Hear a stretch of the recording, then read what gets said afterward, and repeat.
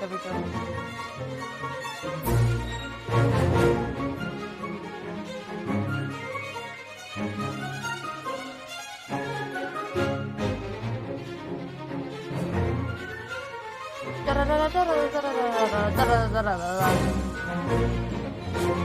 Intense. Okay, there we go. Wait, where's my stream? Where's my stream?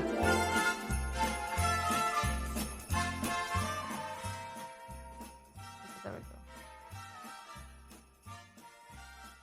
Okay, I can live with this. Okay, let's go. There we go. Hi! Hi, how are you? Hi, Dream Team.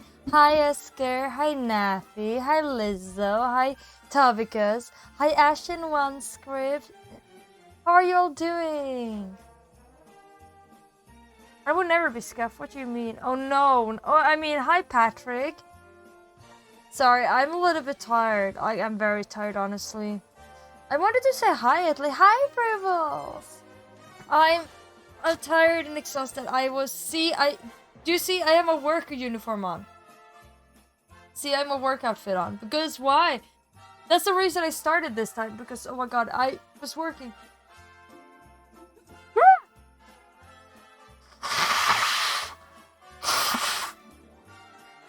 Oh, sorry. Oh.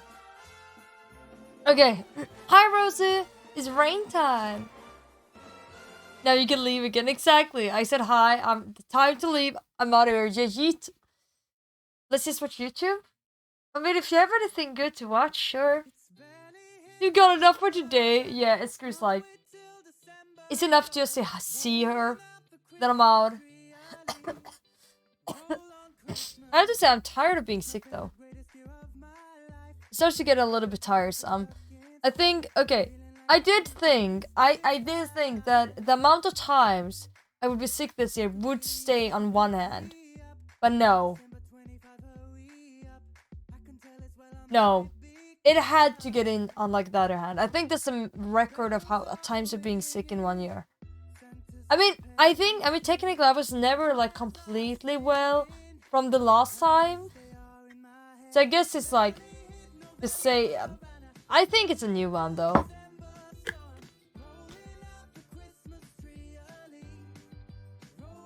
Maybe then you should fucking chill and quit going play. Sorry. Whoa. I mean, it was with work though. I could not really help it. If I would make my own mayonnaise, I should call it neonase. Neonase. But neonase, it sounds like you have like... it sounds like you're talking about a horse. And it goes like, you name it Nea, and you'd be like, neonase. No? It's the horsey nase. Wear a mask. She needs to run around with a mask constantly. Everywhere I go. Just to not get sick. Oh, also, can we just take a freaking... Wait, how can I not name my stream this? Wait.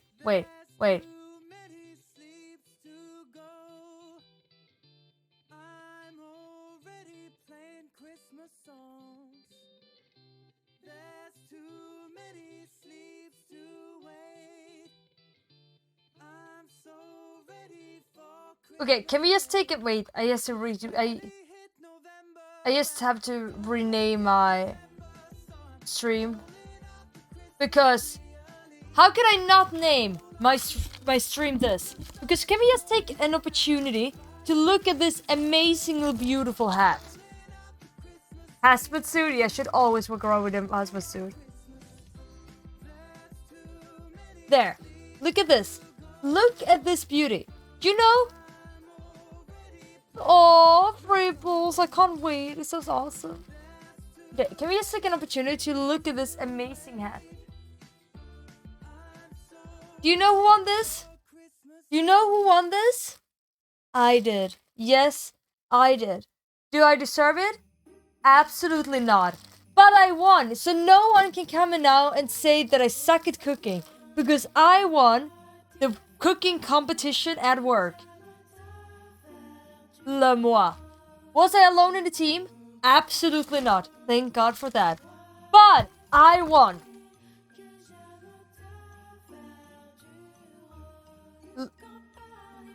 You look like you could go to killing people. All's nice. I take it. Oh, thank you, Tavicus. I will take them with happiness and with gladly.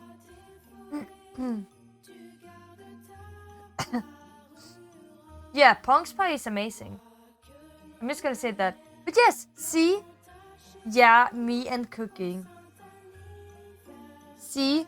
I'm just extremely happy. He doesn't really want to sit there though, but it's fine.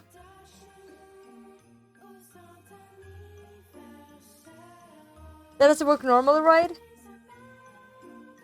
Okay, there we go. See? Just look at this beautiful hat. Yeah, do you see the golden color of it? Yeah, that's the color of a winner. A winner, le moi, winning cooking competition at work. I'm just gonna say, whoo, they even filmed it. I cannot wait to see like the program they made. They even made like, they even had like, we even had like real chefs and stuff. And we got to, let me see here. Yeah, I mean, I wasn't sick then. I didn't think I was, at least. I didn't really feel sick. But I got sick, like, the day after, immediately. A chef that failed, excuse you. I succeeded. Le moi, le one. I'm just gonna say, can this hat actually stay on? So everyone can see how amazingly awesome I am? I need it. Like, so everyone in my team. Oh, thank you, Tavicus. Thank you. I wish you happy New Year and Christmas. That's the word too. Okay, I'm just gonna say that everyone in our team won a hat of this, and I was like, and people were like, "Oh, are you gonna save your hat?" I was like, "Yes, I'm bringing my hat home." I'm just gonna say that because if I don't bring it, no one will believe me. No one said that about me. Excuse you, Patrick. I just want to say that our food won the best food, got most stars of all the food. Just gonna say that. Did you get roasted? No, I did not get roasted by Gordon Ramsay. But we, in my team, in my group, we said that I was gonna be the Gordon Ramsay of the cook. No, of the group. That's the word. I think the video was gonna come in like February or something. It was pretty fun though.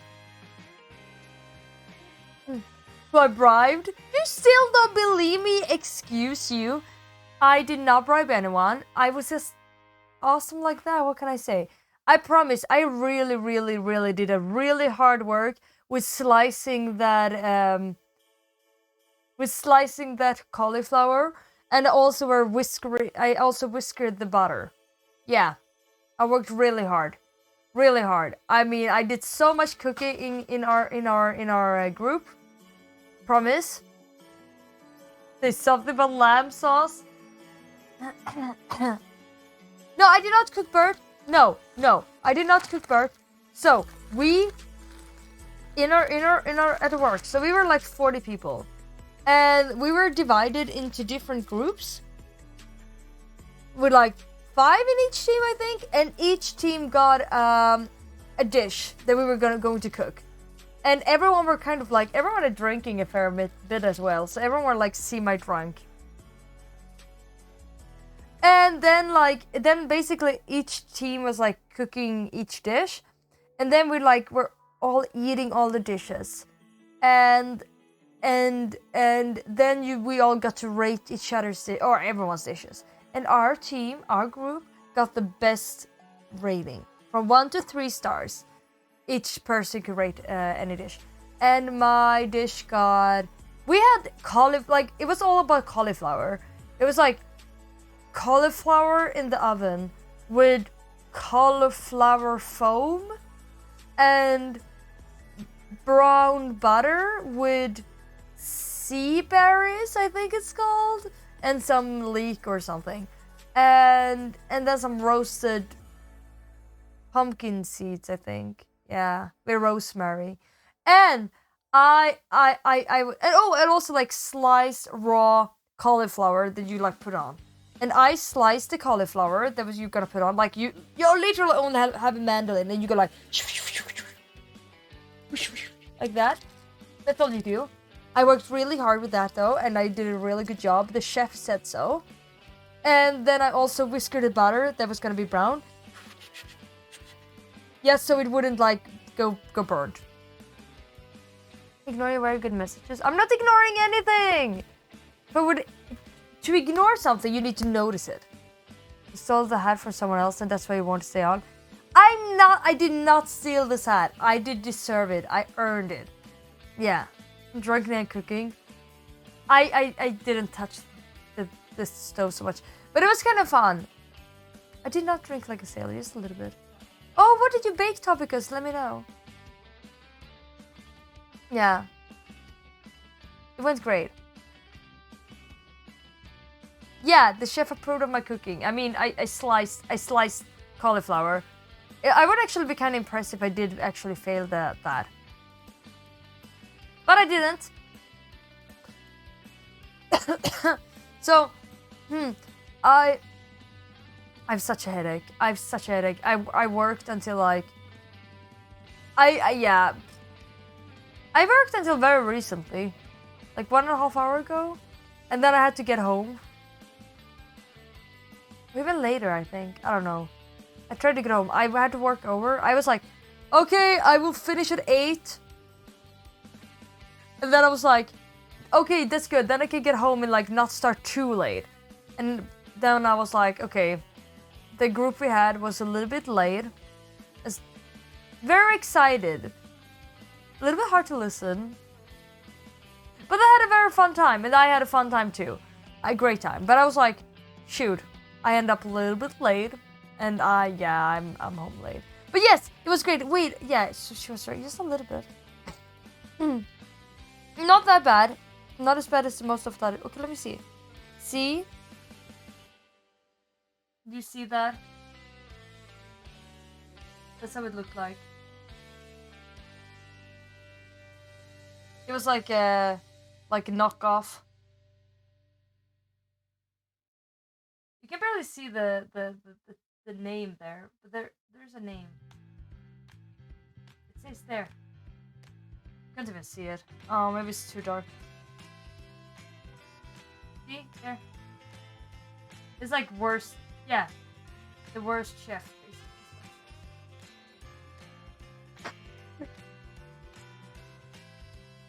It was MasterChef knockoff. That was the entire thing about it. It was great though. But yeah, that's what I did, and I'm just gonna say, booyah! I slayed that. And we also had a new. We're also gonna get a new game show. I'm excited about that. So that's what I did this weekend, people. I was in Stockholm, and I got to try some game shows with my game show colleagues, and everyone were from Stockholm, the Stockholm group, except for like me and like 6 others. I felt very tiny. And also, yeah, we won this. It really doesn't want to stay on, does it?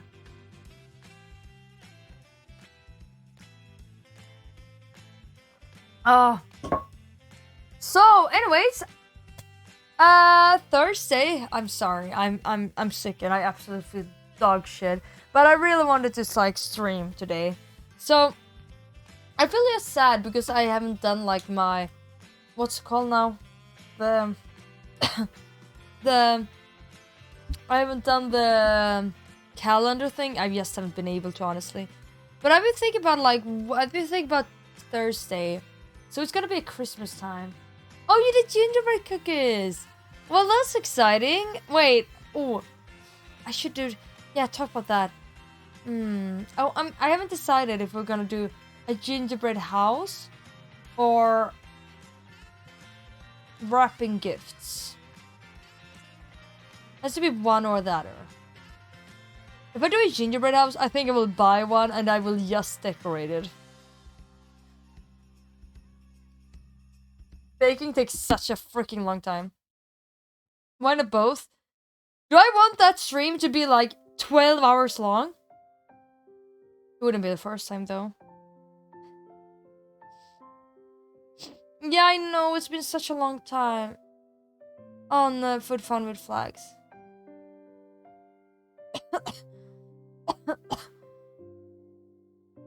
Yeah, I know, it's been such a long time with Fun with Flags. I've been intending to get started with it again, but I need to get a schedule that works for me. 5 years? It's not been 5 years. I haven't even been streaming for 5 years. I haven't even been streaming for half that time. It's just still, yeah, I want to rest. I'm so tired. You wanna hear a story? With some coffee? Oh, the Juniper 3, isn't that a horrible story that is absolutely horrendous and it ends really bad? Horrendous? Or it's like really, really awful?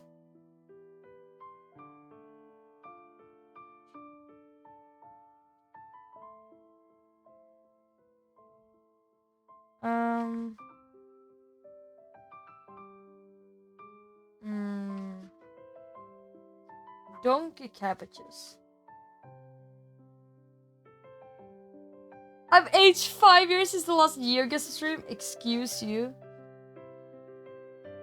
Skipping all your messages. I mean, we're able to hang out like before, of course. Snow White and Rose Red.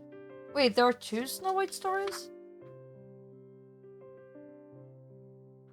Wait. Wait, this is not the normal Snow White. I swear, most of these are so short. Not like most stories. Wait, last after today, the lead singer of the Cardigan was Swedish, from Malmö? Oh yeah, that's true. Yeah, the Cardigan is Swedish. And Rednecks and... Is it the OG? Yeah, this is the OG. This is the Grimm's Fairy Tales. And the OG verse songs that... Yeah.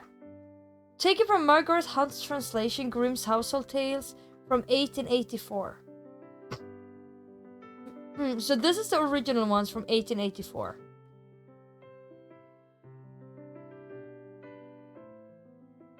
Consumers probably never heard. Of course, I've heard of the Cardigans.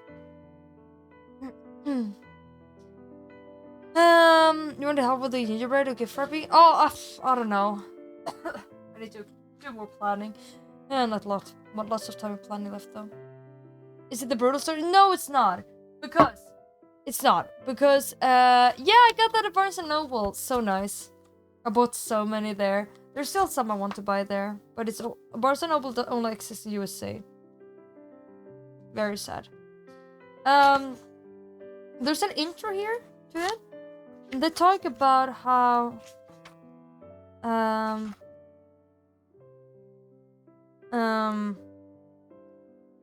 let me see here. They talk about the Grimms here and how they had to like horrible ones, but let me see here. Yeah, they collected all the stories. It basically tells about them and stuff like that. Yeah, 1812 saw the first publication of children's household tales. Yeah, they started the work 1806 with collecting all the things.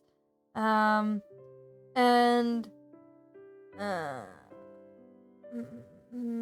exactly. 1812, first publication of children's and household tales. A book that contained both stories and scholarly annotations because it was never envisioned as a book for children.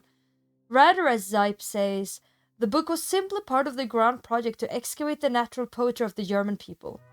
So how did it... Yeah, so they collected people... They collected the stories, they wrote down stories from the mouth of storytellers, but most of the storytellers were well-born, often aristocratic tellers, not German peasants who probably heard some of the stories from the lower classes, from the nannies, nursemaids, and servants. Yeah, some are from written sources, blah blah blah. They often invited tellers, mostly women, to their home where they would speak stories aloud.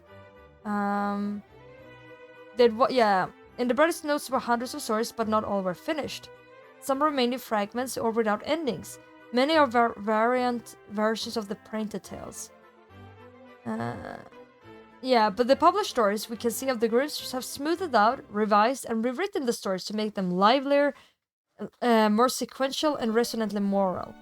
Yeah, because they were very much like about like they should be moral. Yeah.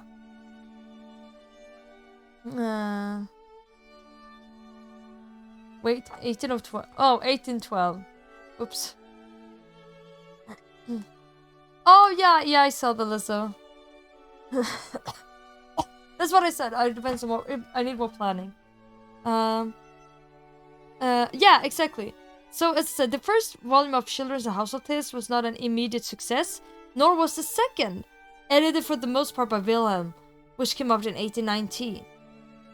But eventually the Grimms went from being scholars, translators, and essayists to best-selling authors. And the Children's Household Tales was to become, next to the Bible, the most widely read book in Germany. And but the thing was, wait, they mentioned here about how that in... Oh yeah, here. How did I skip the entire part that I was looking for? Hello, Lexvi. Did I say correctly? Hello.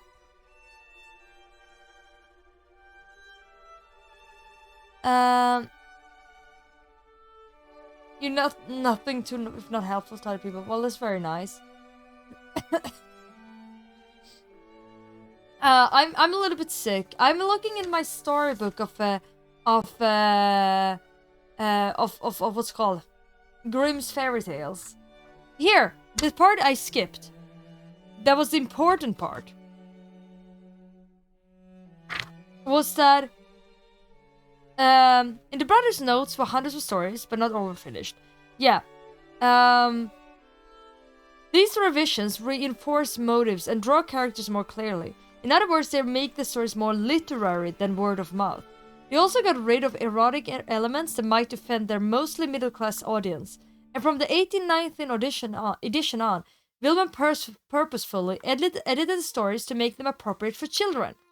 These days, proper folklorists would resist such tinkering with stories, but popularizers, oral tellers, as well as authors of children's books, bookmakers, and the like, have always known that folktales change with the teller and the times.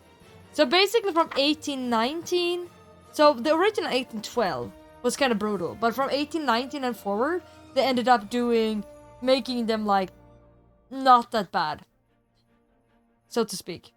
So yes, since this one is from the 1884, it does have like the revised, more nicer tales. Oh yes, Rosu, I sip a lot of Yulmust in the Christmas.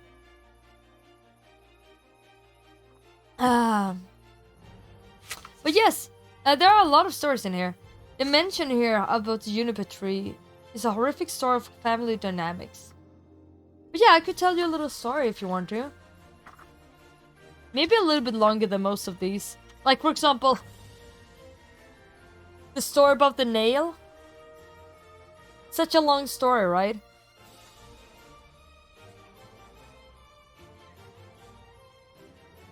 I think that's one of those that did not end up being finished.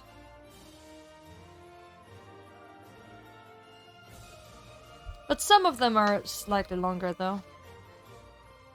Like Tom Thumb. Oh, there's even a picture here. I love stories. Tom Thumb. Wait, how many Tom Thumb are there? It seems like Tom Thumb was a very common, popular one.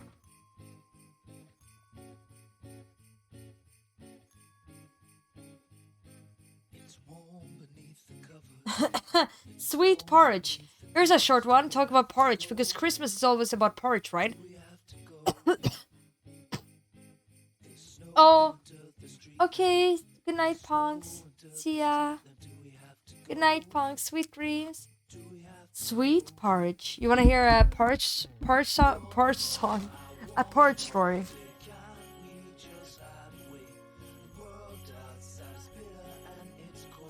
Well, it's a very nice song, but we should have something without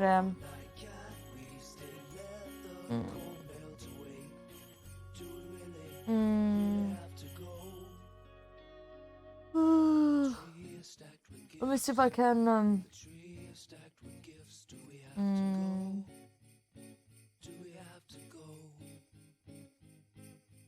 There we go. We're gonna. Is this Swedish? No, the song? Do we have to go?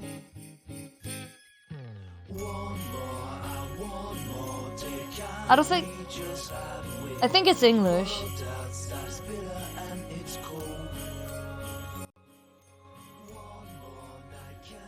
Okay. It's very nice.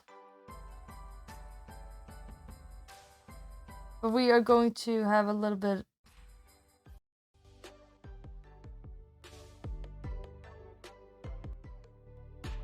Can I get something in between this?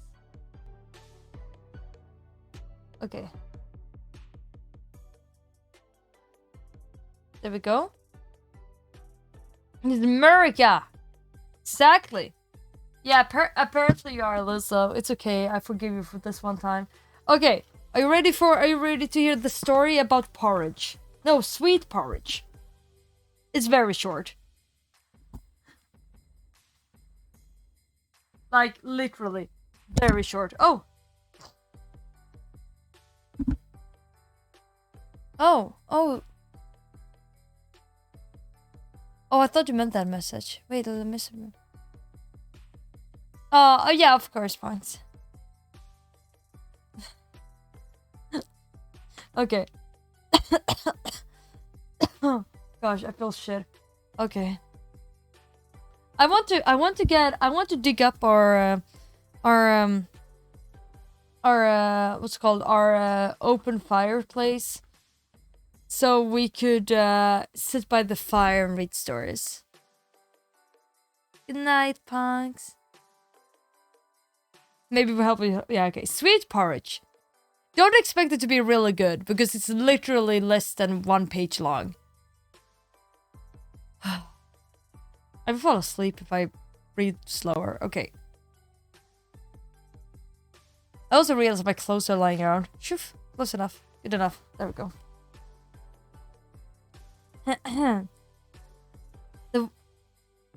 Is the volume decent, by the way?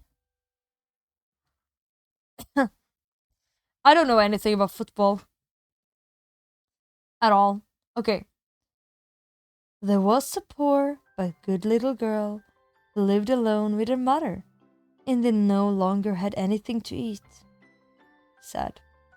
So the child went into the forest, and there an aged woman met her who was aware of her sorrow, and presented her with a little pot, which when she said, "Cook, little pot, cook," would cook good, sweet porridge. And when she said, "Stop, little pot," it ceased to cook. The girl took the pot home to her mother, and now they were freed from the poverty and hunger, and ate sweet porridge as often as they chose. Once on a time, when the girl had gone out, her mother said, "Cook, little pot, cook." And it did cook, and she ate till she was satisfied, and then she wanted the pot to stop cooking, but did not know the word. So it went on cooking, and the porridge rose over the edge, and still it cooked on until the kitchen and the whole house were full, and then the next house, and then the whole street, just as if it wanted to satisfy the hunger of the whole world. And there was the greatest distress, but no one knew how to stop it. At last, when only one single house remained, the child came home and just said, "Stop, little pot." And it stopped and gave up cooking, and whosoever wished to return to the town had to eat his way back. The end. Hello, Remzy927. Yeah. I hope you liked it. Next World Cup? Oh, well. In Mexico? There we go. Did you enjoy the story? Very intriguing, right?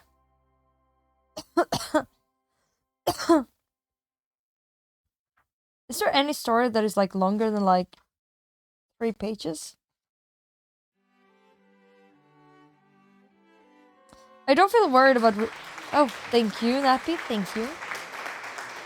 I mean, I don't feel worried about reading these because they're like more than 100 years old.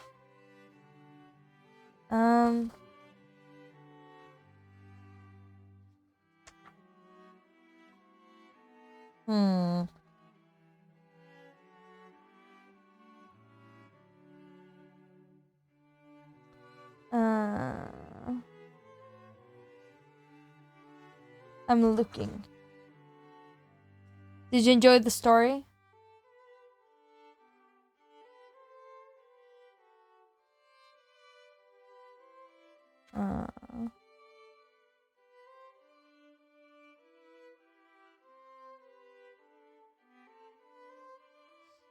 There seems to be several stories about Tom Thumb. It was a nice one. Yeah, very long, very in depth. My stream is slowing down your mod downloads. Boo hoo. Nah, Nappy. Sorry. Hi, Sleepy. How you doing? Nice to see ya. Welcome to my little storytelling stream. Okay. Do you want to hear? Oh, they have Rapunzel. But everyone has heard that. I want to hear... Is there any story that's like slightly longer than like nothing? The glass coffin. Sounds terrifying.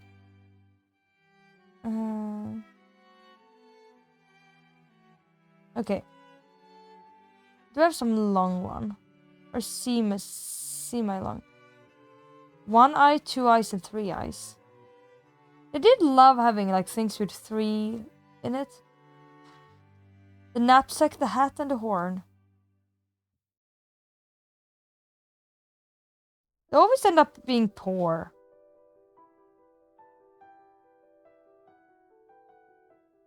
The devil with the 3 golden hairs.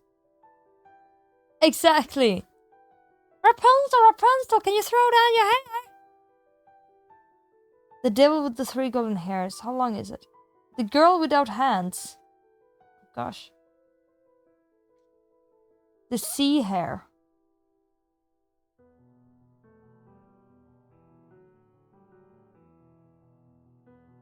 The griffin.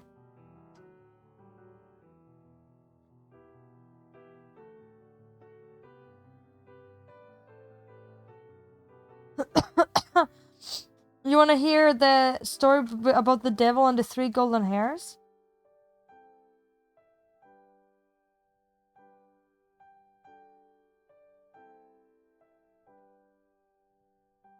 Or do you want to hear the knapsack, the hat, and the horn? No, I haven't seen Avatar yet. I want to see it though.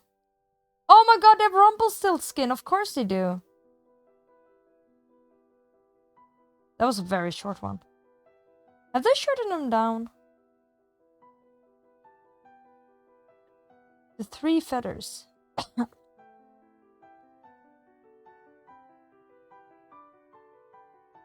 feels so short.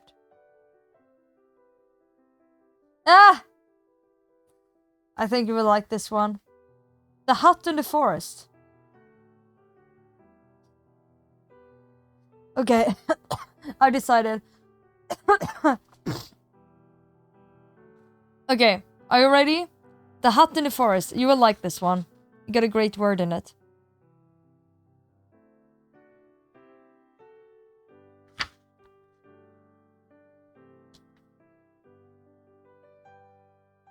Okay, it's kind of short as well, but you will like it anyways. I don't know if you will like it, but I'm just saying you will. Okay. A poor woodcutter lived with his wife and 3 daughters in a little hut on the edge of a lonely forest. One morning, as he was about to go to his work, he said to his wife, "Let me dinner be brought into the forest, to me by my eldest daughter, or I shall never get my work done. And in order that she may not miss her way," he added, I will take a bag of millet with me and strew the seeds on the path." When therefore the sun was just above the center of the forest, the girl set out on her way with a bowl of soup, but the field sparrows and wood sparrows, larks and finches, blackbirds and siskins had picked up the millet long before, and the girl could not find the track.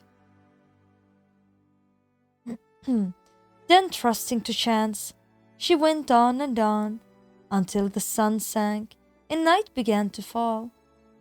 The trees rustled in the darkness, the owls hooted, and she began to be afraid. Then in the distance she perceived a light which glimmered between the trees. "There ought to be some people living there who can take me in for the night," thought she, and went up to the light. It was not long before she came to a house the windows of which were all lighted up. She knocked, and a rough voice from inside cried, "Come in!" The girl stepped into the dark entrance and knocked at the door of the room. "Yes, come in!" cried the voice, and when she opened the door, an old grey-haired man was sitting at the table, supporting his face with both hands, and his white beard fell down over the table almost as far as the ground. By the stove lay 3 animals, a hen, a cock, and a brindled cow. The girl told her story to the old man and begged for shelter for the night. The man said, "Pretty little hen, pretty little cock, and pretty brindled cow, what say ye to that?" "Jacks," answered the animals, and that must have meant, "We are willing." But the old man said, "Here you shall have shelter and food. Go to the fire and cook us our supper." The girl found in the kitchen abundance of everything, and cooked a good supper, but had no thought of the animals. She carried the full dishes to the table, seated herself by the grey-haired man, ate and satisfied her hunger. When she had had enough, she said, "But now I'm tired. Where is there a bed in which I can lie down and sleep?" The animals replied, Thou hast eaten with him, thou hast drunk with him, thou hast had no thought for us, so find out for thyself where thou canst pass for the night." Then said the old man, Just go upstairs, and thou wilt find a room with 2 beds. Shake them up, and put white linen on them, and then I too will come and lie down to sleep." The girl went up, and when she had shaken the beds and put clean sheets on, she lay down in one of them without waiting any longer for the old man. After some time, however, the grey-haired man came, took his candle, looked at the girl, and shook his head. When he saw that she had fallen into a sound sleep, he opened a trapdoor and let her down into the cellar. Down into the basement! Thaw, pronounce, so. What do we talk about now? Well, I don't know. The old man apparently has a basement. I don't know. I would never be in Mascopy with this man.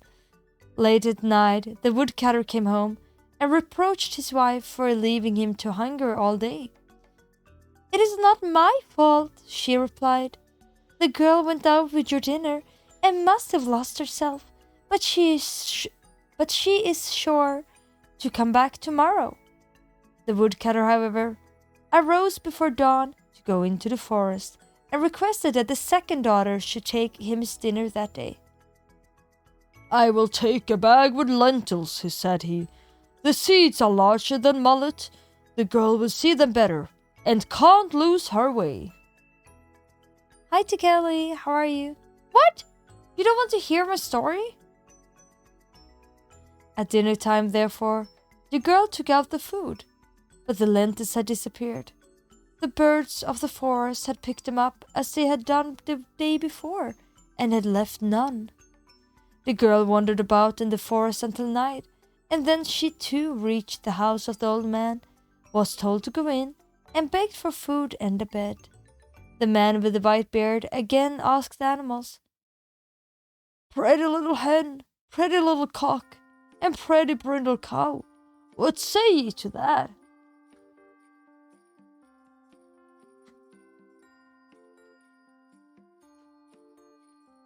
The animals again replied, "Facts!" And everything happened just as it happened with the day before. The girl cooked a good meal, ate and drank with the old man, and did not concern herself about the animals.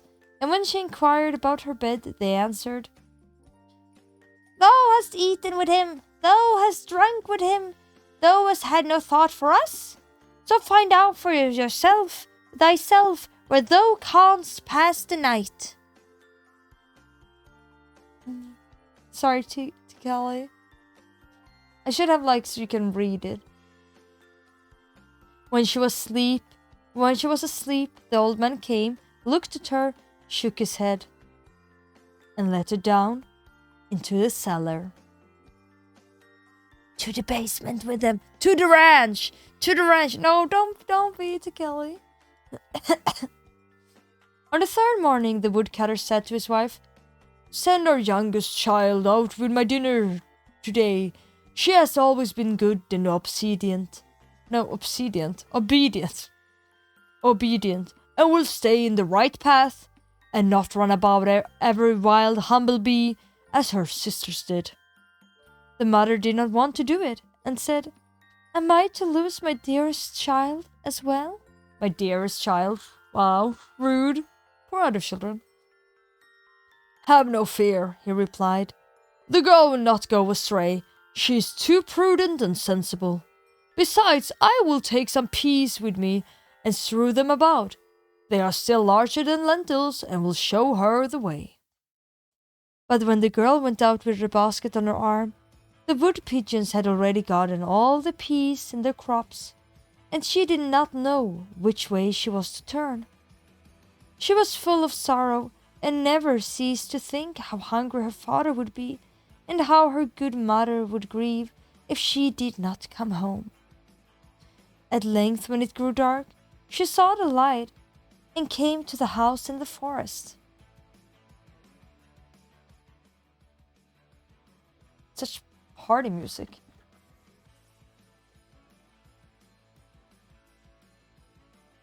She begged quite prettily to be allowed to spend the night there, and the man with the white beard once more asked his animals, "Pretty little hen, pretty little cock, and pretty brindled cow, what say ye to that?" "That," said they. Then the girl went to the stove where the animals were lying, and petted the cock and hen. She petted the cock, and stroked their smooth feathers with her hand. She stroked the cock, and caressed the brindled cow between her horns. And when, in obedience to the old man's orders, she had made ready some good soup, and the bowl was placed upon the table, she said, "Am I to eat as much as I want, and the good animals to have nothing? Outside is food in plenty. I will look after them first." So she went and brought some barley and stewed it for the cock and the hen, and a whole armful of sweet-smelling hay for the cow.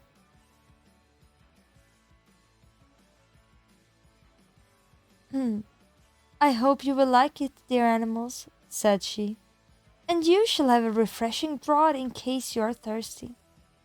Then she fetched in a bucketful of water, and the cock and hen jumped on to the edge of it and dipped their beaks in it, their tips. "Yes, I am Kenny. It's book time. Book, book, book, book." That's also what the cock might say, and the hen. Okay, anyways. Yeah, the cock and the hen jumped up on the edge of it and dipped their beaks in, and then held up their heads as the birds do when they drink. And the brindle cow also took a hearty draught. When the animals were fed, the girl seated herself at the table by the old man and ate what he had left.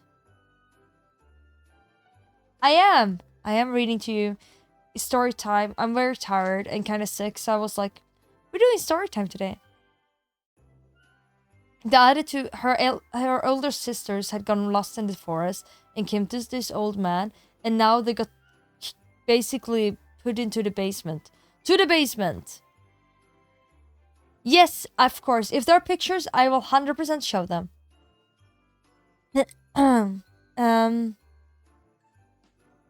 And the burning cow, also took a, When animals were fed, the girl seated herself at the table by the old man and ate what he had left. It was not long before the cock and the hen began to thrust. Oh. I'm Kenny, let me see. Let me give you some bubbles. Thank you. Here, enjoy the bubbles.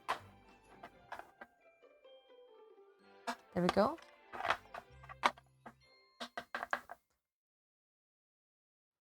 I hope you will bring these bubbles home and that you will enjoy them and take care of them. You can also name them if you wish.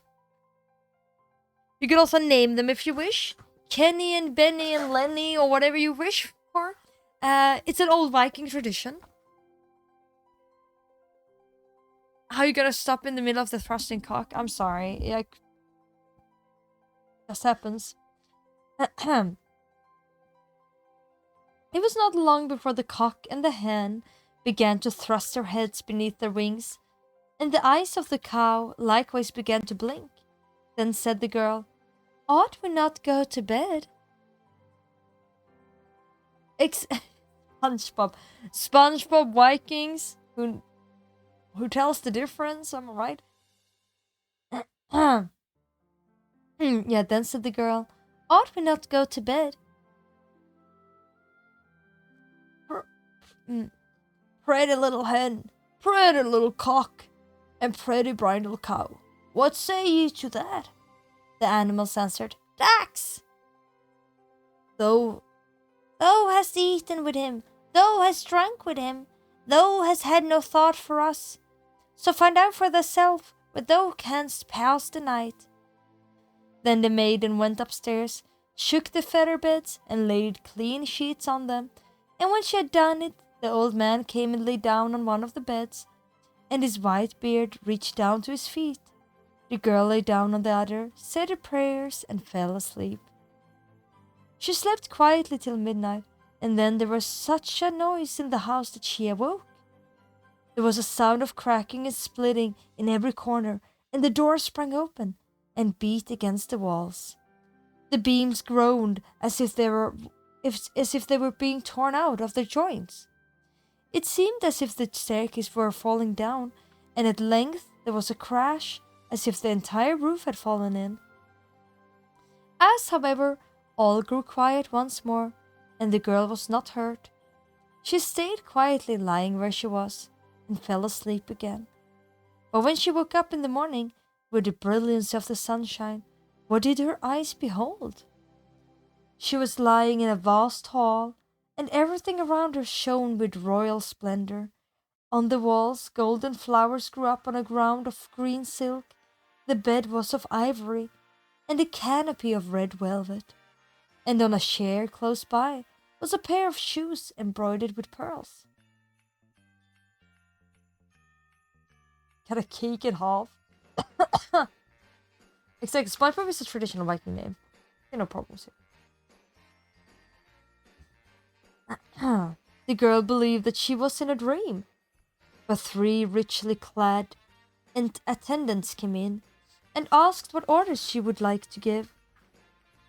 "If you will go," she replied, "I will get up at once and make ready some soup for the old man, and then I will feed the pretty little hen and the cock and the beautiful brindle cow." She thought the old man was up already and looked around at his bed. He, however, was not lying in it, but a stranger. And while she was looking at him, and becoming aware that he was young and handsome, he awoke, sat up in bed and said, I am a king's son, and was bewitched by a wicked witch, and made to live in this forest as an old grey-haired man. No one was allowed to be with me but my 3 attendants in the form of a cock, a hen, and a brindled cow.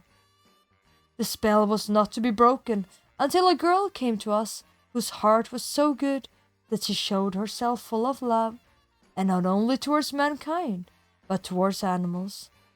And that thou hast done, and by thee at midnight we were set free, and the old hut in the forest was changed back again into my royal palace.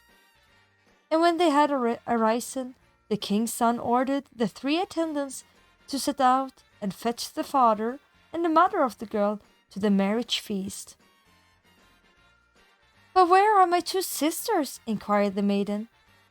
I've locked them into the cellar, and tomorrow they shall be led into the forest, and shall live as servants to a charcoal burner. Oh my god! Thank you! Oh my god, thank you so much! I should give you my sword bubbles, if I'm able to. You have a lovely reading voice? You like ASMR? Really? You think so?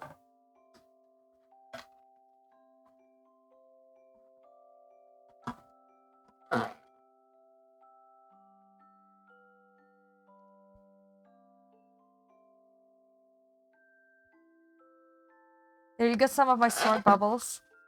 Thank you so much, Kenny. I appreciate that.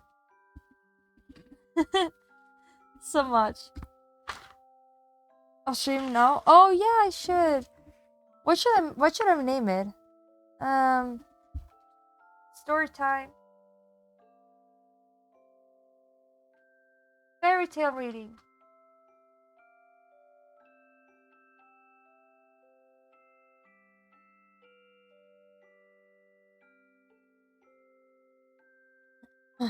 reading ASMR with Viking Chiefess.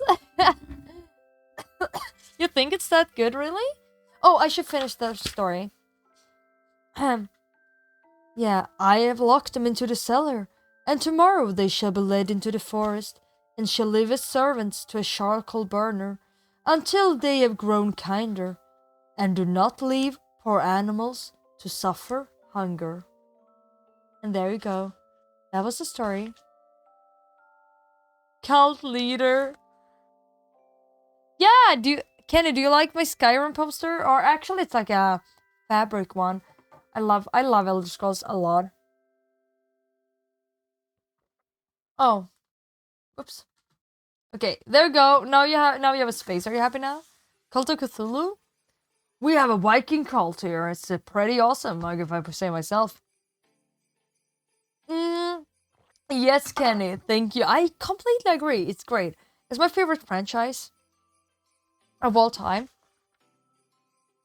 It's just like I just love the universe and I love the everything, and I intend my next cosplay. I've decided my next cosplay will 100% become an Elder Scrolls one.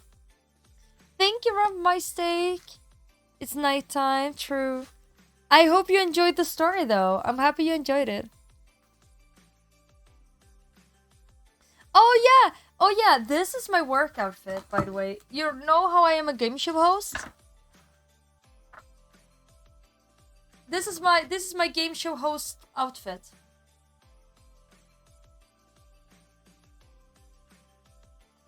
So this is how I look like at my work when I am the game show host thing. Because I literally finished like right before. Yeah, I am a game show host. Yeah.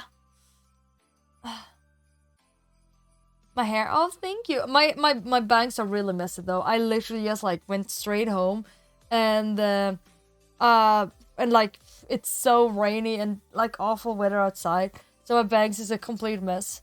I don't know. I might just do like something to the side instead. Oh, I don't know. They're really just not on my side today.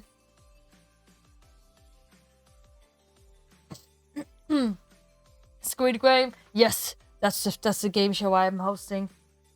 Nothing like a little bit of death. Akali style banks. True. Oh yeah. Oh, they didn't want to. Sometimes they go up and like go crazy. But yes, I am a game show host. It's been a lot of fun. I want to host a game show for you guys again. Dead bubbles. Death bubbles and Vikings. No, flowers. The look is real, I swear. The banks is just not on my side today. I swear, I'm so frustrated that I've gotten sick again. So I'm just gonna enjoy my candy here. And we can decide on a new story if you want to. We can start from the start, actually. We could start with the first one and just like read our way forward if you want to. I do have more stories too. Let me show you. So this is the Grimm Fairy Tales.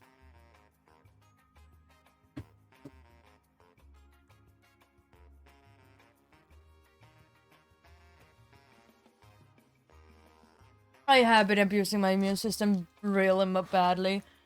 But that's why I'm chilling here with you now. It's actually kind of nice.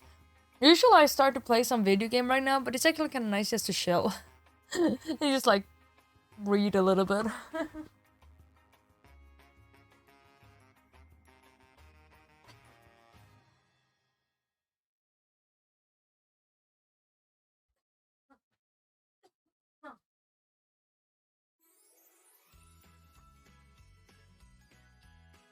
These are the 3 other books that I own. I think I'm able to read off all of them. I think. I'm not 100% sure. I'm gonna look. If the texts need to be kind of old. But I think all of them are pretty fine. Yeah, I'm totally taking care of myself. Totally. I have too many books. Excuse you, there's no such thing. Bull. Lies and slander. Okay. Oh, not all of these are open either. Okay, so we do have the Grimm stories. We have this is an unopened. Beauty and the Beast and other classic fairy tales. It's like a bunch of different fairy tales. Then we also have Alice in Wonderland and other stories by Lewis Carroll. Great fun. And then we have the Arabian Nights. Which is pretty exciting because that's you know, Alibaba and the 70 what's it called in English? My mother used to read this. The Story of Scheherazade. The 70 robbers? What is it in English? The 40 Thieves. It is thieves? I agree, Lizzo, there's no such thing. Here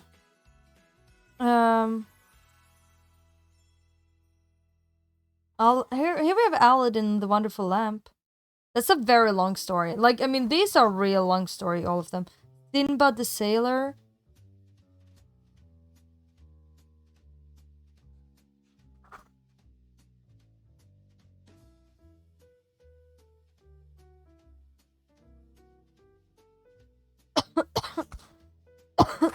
God, I'm so tired of being sick. This also has a lot of like illustrations. Or not a lot, but it does have illustrations. Like here. The other one also has illustrations.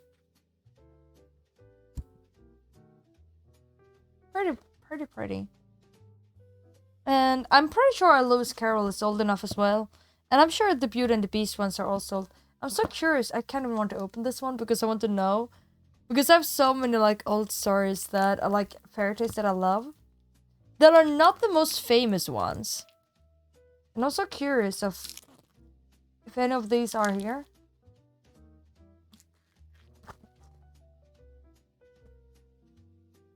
Yeah, but I don't have copies of my books. I think I have 1 or 2 books that I have a couple of. By accident. Just haven't gotten rid of them. Look, so pretty inside as well. It smells new. Oh my god, there's so many stories. Janny and the Draken. The Brown Bear of Norway. Kisa the Cat. The Golden Lion. The Lion and the Cat. The 3 Dogs. Cinderella or the Little Glass Sleeper. The Dirty Shepherdess. The Dirty Shepherdess, huh? The Little Green Frog. Rumpelstiltskin. Rumpelstiltskin is a very short story.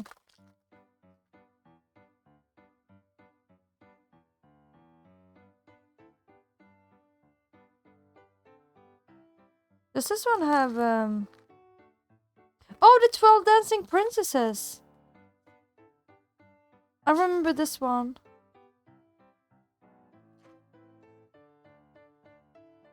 There's a lot of cocks in these stories, I have to say. Oh my lord! Freaking hell! Hi, Taptoad. Oh my god, I swear.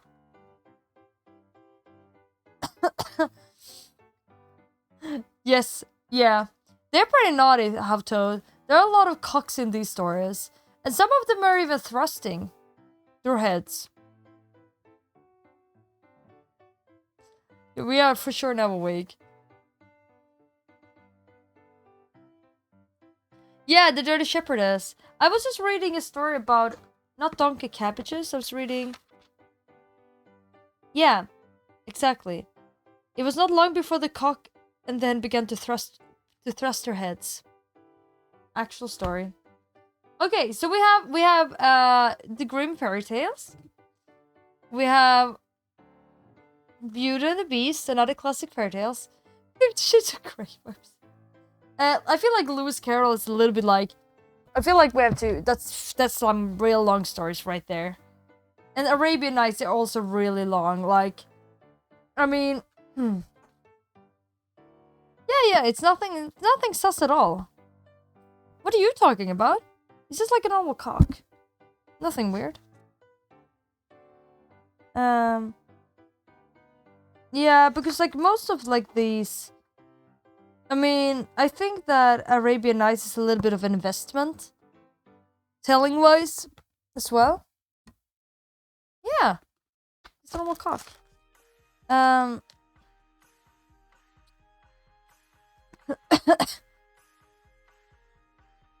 Maybe I should tell like the 12 Dancing Princesses. It's a pretty good story. If I remember correctly. Oh. I keep saying it because that's what it said. Being such bad people. Okay. There are also like there's some nice pictures. Some of them are really old and cool.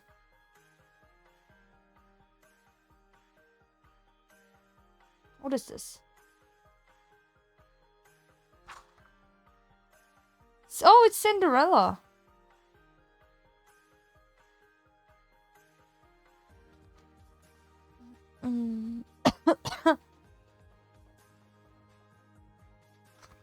It seems a little bit different from the normal Cinderella, though. Yeah, this is the nasty Cinderella one. With like where they like cut off feet and stuff. This is the one our teacher told us.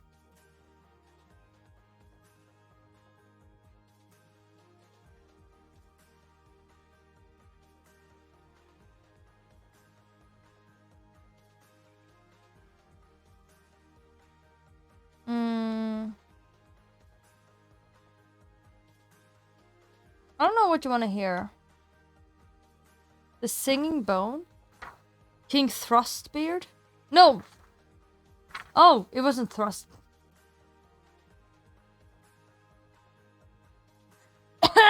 Close enough?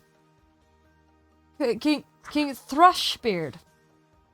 I'm just gonna say Thrustbeard and Thrushbeard is very, very similar. I'm just gonna say, look at that. Don't tell me that is not very, very similar.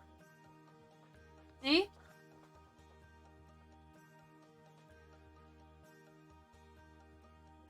Never got told any stories back in days anyways. Really?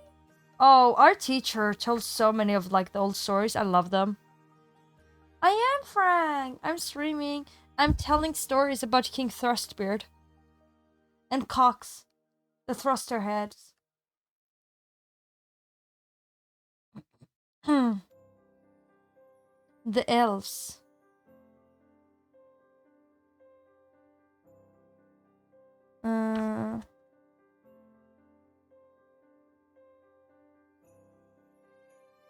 Piff Puff Poultry.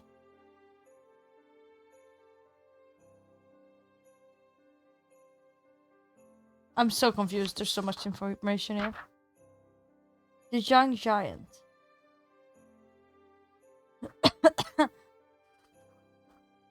The Little Peasant.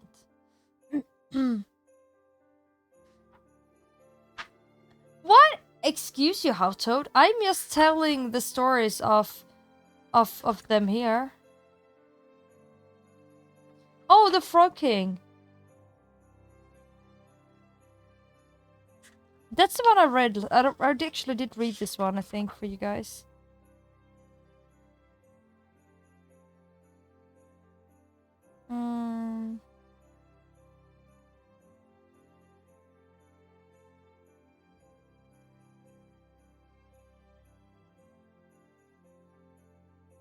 The Giant and the Tailor. Yeah, sorry. You to know? Oh yeah, that's fair. Yeah, I mean, I was in a very, very different type of school.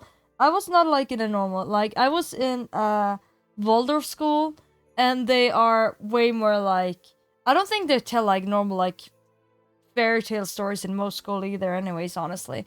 Because most of them are seen as like today a little bit outdated when it comes to morale and maybe like, I mean, you know, yeah.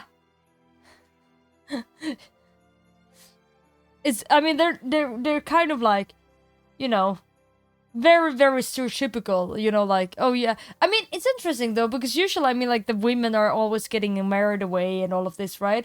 But the women, like, the princesses are always really, really brave and, like, always, it's not uncommon that they are, like, the saviors and stuff, but it's usually, like, it's always about that you need to be, like, good and kind and everything. We can have me help you out? Wait, you help me out? Waldorf school? No, Waldorf school. A Waldorf school is like a little bit different. Sometimes they've been seen as being a little bit, what's the word? Plum.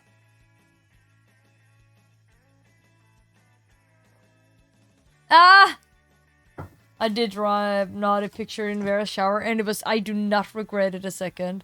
It was so good. It's just such a fun time. Like when, it was just such a fun time. Oh, okay. It was just such a fun time. Like, okay, I know I mentioned that, but I recommend you again. Like, I'm just gonna say, if you take soap, and you draw on like in the shower or like on the glass or whatever, it will become invisible, right? Just like if you take like a bar of soap, it's like, yeah, you just like draw so it doesn't show. The thing is, what happens is the next time someone uses hot water and it all goes foggy, it will go foggy everywhere but where you put the soap. So your message or whatever you draw or write or whatever will show whenever they turn on the water. It's so good. So I did that when I left Vera's house, and I was like, I have no idea who's gonna take a shower and see this, but I look forward to it. Hello, Hyper Marcus, how are you doing? Yeah. Nowadays kids take morality from rap songs. Yeah, it's very different when it comes to morality, that's for sure. I mean, better and good, I guess. I mean, like, it's always like very much like, yeah, if you're being a good wife, no, if you're being a good girl, then you can get married. You know, they teach the kids how to make a Waldorf salad. Yeah, I mean, yeah, Waldorf salad is pretty good, honestly. I do not condemn that. How do you get that effect with a mini campfire? Oh yeah, do you like my mini fire? Isn't it cute? Hi, Cybot. Top hat? Oh, I'm just gonna say, Cy, before I put on the top hat, can we just take a moment to appreciate this amazing chef's hat that I won? Because, yes, I won a cooking competition. I won a cooking competition. Can we just take it a moment? Wait, no? We're not gonna take it a moment to appreciate it? What the hell is that? It's my chef's hat that I won in a cooking competition. I definitely did not deserve to win, but I won it. So I'm just gonna say that I absolutely deserved it, and I rule. There you go. Yeah, being a good girl is expected. You're not gonna marry a girl who's an asshole? I guess that's fair. But, yeah. Mary said it was her roommate too. Yeah, it was her roommate that got the message. It was great. It was awesome. Oh, I loved it. I was so happy. I think I've rode. I think I drew a cock. You can figure out yourself if you think it was the animal or something else. But I drew that, and then I wrote a message. I wrote something about like I see you, or I know where you live, or something. I think it was I see you. If you judge by cooking. I mean, to be fair, I was a very good slicer. I sliced the cauliflower like a pro, and I whisked the butter. I promise, it's really hard to do.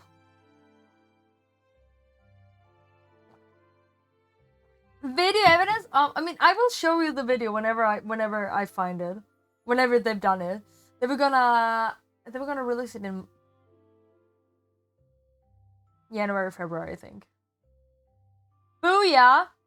Just saying. Yeah. But Top Hat.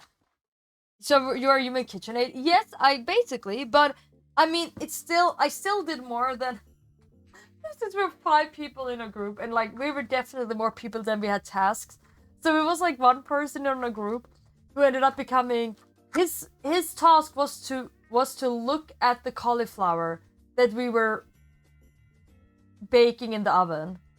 He was just looking at the cauliflower and was like, yeah. And that, like, the TV team, because it was all filmed, right? The TV team, they were like the TV crew. They were like, they tried to create some drama because they were like, they interviewed him, and then they were like, they came over to us. I didn't even know that he was on I didn't even know that he was like. That's what he did. I had no idea what the rest of my team did. I only knew what I did. But they came over to us and was like, so we heard that your teammate has been put on like cauliflower watch. Yeah. So we heard that he's feeling a little bit bullied by the rest of your team. I mean, like, it was all a joke, right? But it was like, you know, yeah. Is there a reason why you put him there? Is it because you have yeah. Is there a reason why you put him there? Do you think this is not good enough? You know, they were trying to fish for things, right? And we were like, and I think I don't think any of us who were there like knew about this. But I was just like, you know, yeah, but it's just because the cauliflower is really in the center of our dish. So we just gotta make sure that someone is making sure it gets good, right? Smile. Oh, it's so good. You hate that? You hate cauliflower? It's bad, man. There. And then it was pretty fun because and then also it was pretty fun because they were going to interview us. Look like brains. With too many people and too little. Oh yeah. Same. That's why I just snagged any task that was kind of easy, and I did it as fast as possible, so I wouldn't have to be the person that had to stand and look at the cauliflower cooking, you know. Oh, yeah, I can flex. You get it for free this time. There you go. Yeah. So the thing is, like. Yeah, so it was so much fun. Yeah, so like they were gonna interview you know when they interview the people like in TV shows and stuff, like on the side, you know? They did that with us as well, right? So I didn't even know it was going to be filmed until we came there. But yeah, so the fun part was like when they filmed, it was me and my boss, my boss. So we were the one who were going to be interviewed together. Turned out like it was just like random, but we ended up being interviewed together, and like they asked us some questions, and then they asked us like, yeah, how is your work relation like between the two of you? And my boss, she was first out and was like, yeah, I think it's really good. Yeah, it's really good, and it's really good, and she wouldn't dare to say anything else because it's really good, and like. Yeah, it's best for her that she doesn't say anything else. And they looked over at me, and meanwhile they did that. I was just like, as she was saying that, I was just like,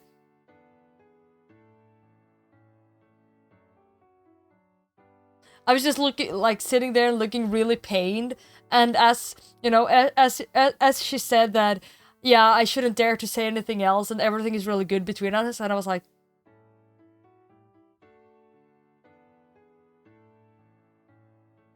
You know? It was so good. Well, yeah, it was in Swedish. It will be so much fun, though, to see whenever it's done.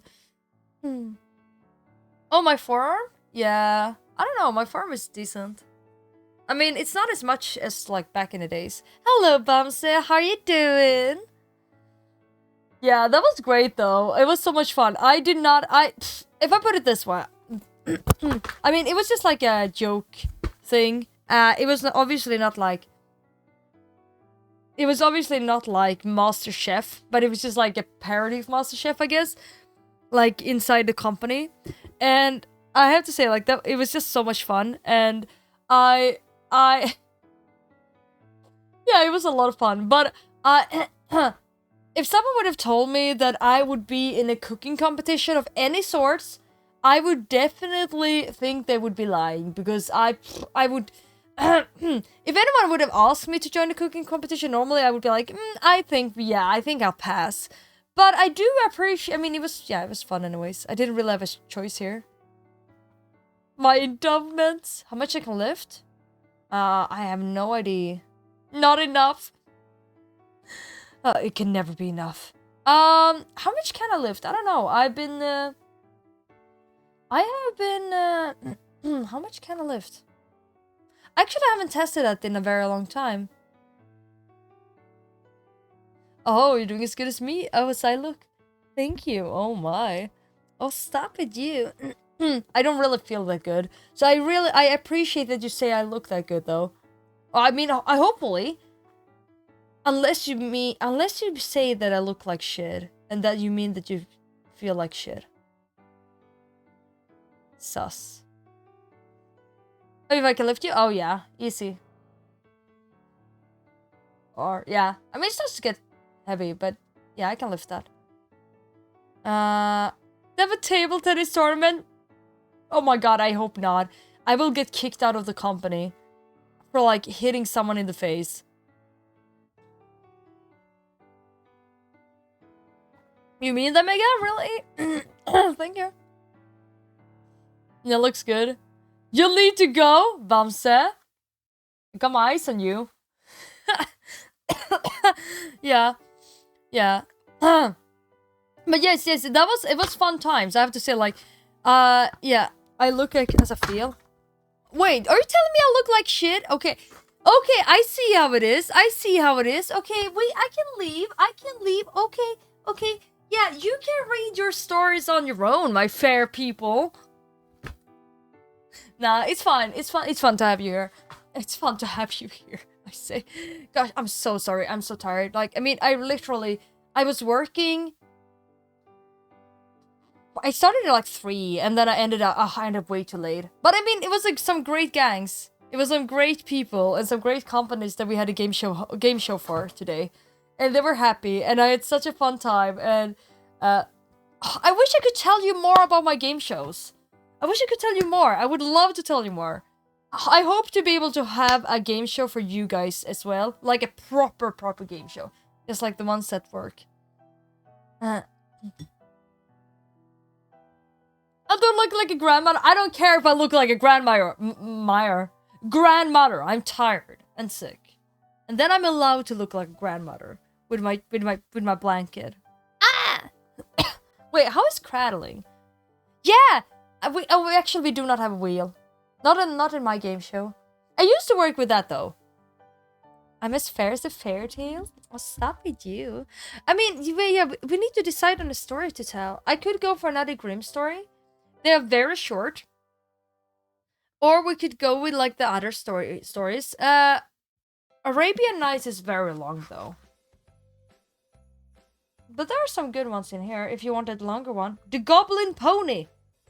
What on earth is this story? The Goblin Pony.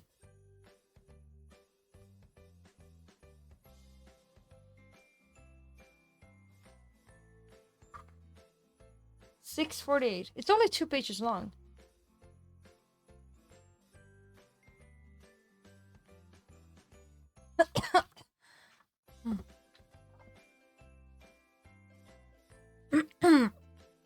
You want Captain Thrustbeard and how he goes down the bush? Could I squat you? I don't know. Oh, squatting? I don't know if I could squat 95. Maybe, I've never tried. Yeah. Is it because my mod is controlling? Young Fart sounds 69. That's a very nice name. Yeah, my mods are absolutely, yeah. They are keeping me hostage. They're keeping me hostage. I'm very scared all the time. Sometimes I kind of feel like that, though. Nah, they're not. You have an amazing story made by... Wait, what? Wait, 40-year-old guy cried, though? Wait, Mike, what's up with your internet? Okay. You wanna... Wait, did you want to hear the Goblin Pony? Or the Thrustbeard? Especially the Germans. Are you talking bad about Lizzo again? And Psy.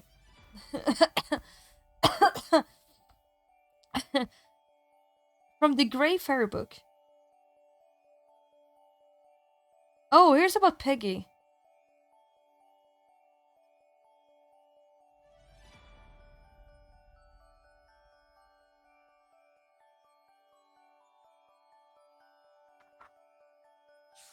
I'm not sure if it's...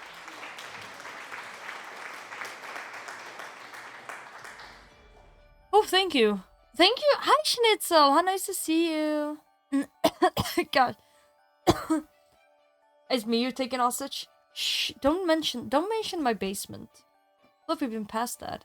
You can't scare away all the new people with telling about my basement. Lisa is a pillow. There, children. It's okay. It's okay, children.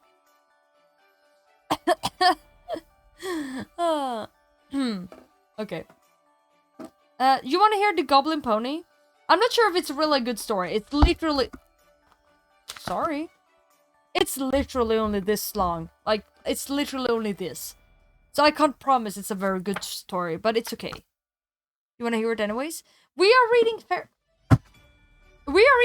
tales. I'm kind of sick again, so I'm tired. And I told about the I told about my I can't speak. I told about my... Oh fuck! Oh no shit! Oh poop! Oh crapalonis! Oh my balonies! Oh my lord! Okay.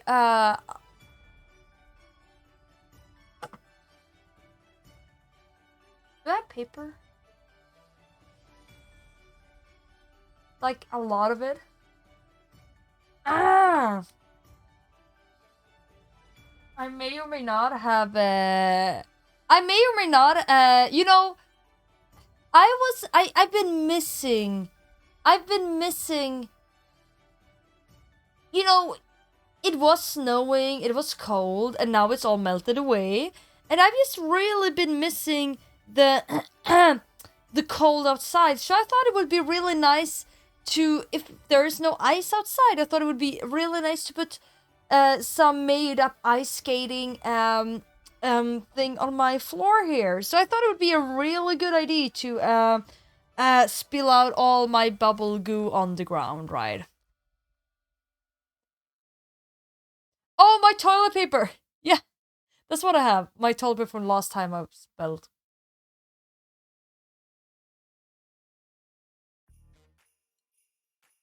People can eat my color. Oh my god. It's so slippery on the ground now. Can I just use this? The upper part? From last time? You who were here last time, you know about what happened to that poor toilet paper roll.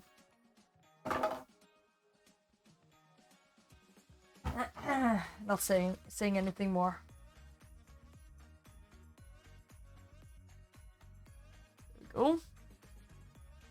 This will all be needed. Why is it scuffed? Yeah, I don't know. Why is it scuffed? I don't know. Nothing ever happened here, right? I promise, nothing really bad happened here, right? Oh my god, it's so gooey. Ah! Oh, it's so slobbery. Slippery.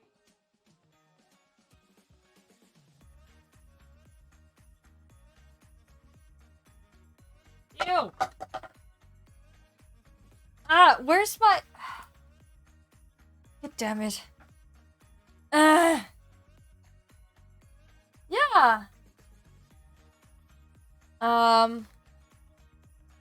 Yeah, I definitely didn't spill Yulmust or anything.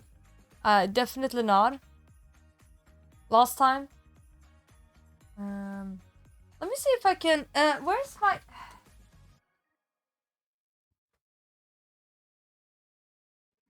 Wait, who on earth? Who am I?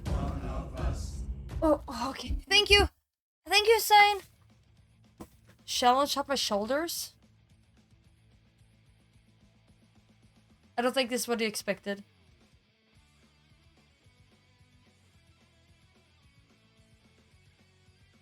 Has it been 10 seconds now? I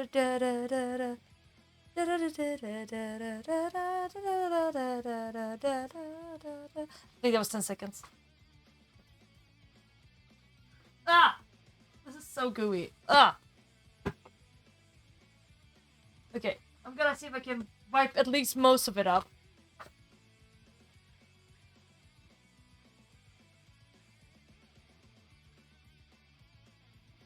Oh my god, it's so slippery.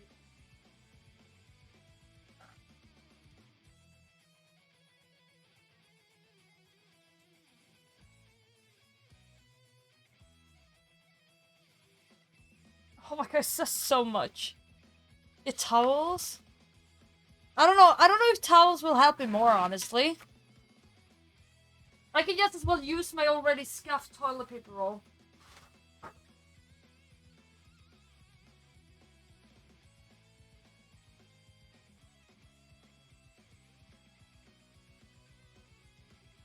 Ugh. How far am I? It is cut.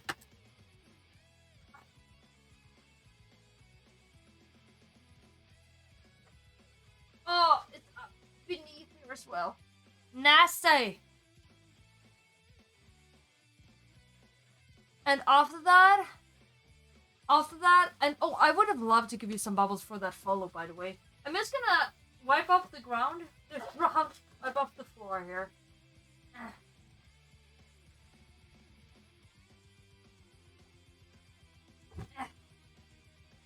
Oh, it's so gooey. Ah! Ah! Ah! Ah! I forgot it's toilet paper, so it breaks. I have like this protection. I have like this protection mat on my floor for my, for my chair, and it like has come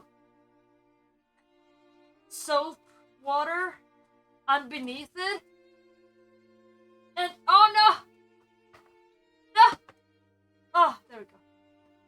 And it's getting like stuck. I tried to wipe it clean beneath from like the soap water, and then like the toilet paper ripped off and got stuck. Thank you, Kenny. Thank you.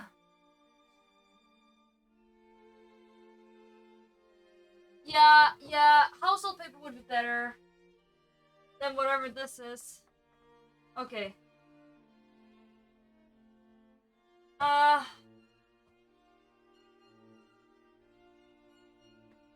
hey, at least it gets clean, right? Oh, I think that part of my floor is cleaner than like any other part of my floor. At least now. Whew! I would never be chaos. I'm wasting paper. I'm just gonna say, that paper is already wasted since last time. There we go. Oh, I'm ready to rock and rumble again. Oh, utter chaos. Thank you for saying, by the way. Gooey liquid on the floor while cleaning? Streaming? No, definitely not. I would never be sus. I'm pure and innocent. There we go. Okay, you wanna hear the story about the cock? Wait, I mean the other thing. The sussy baka.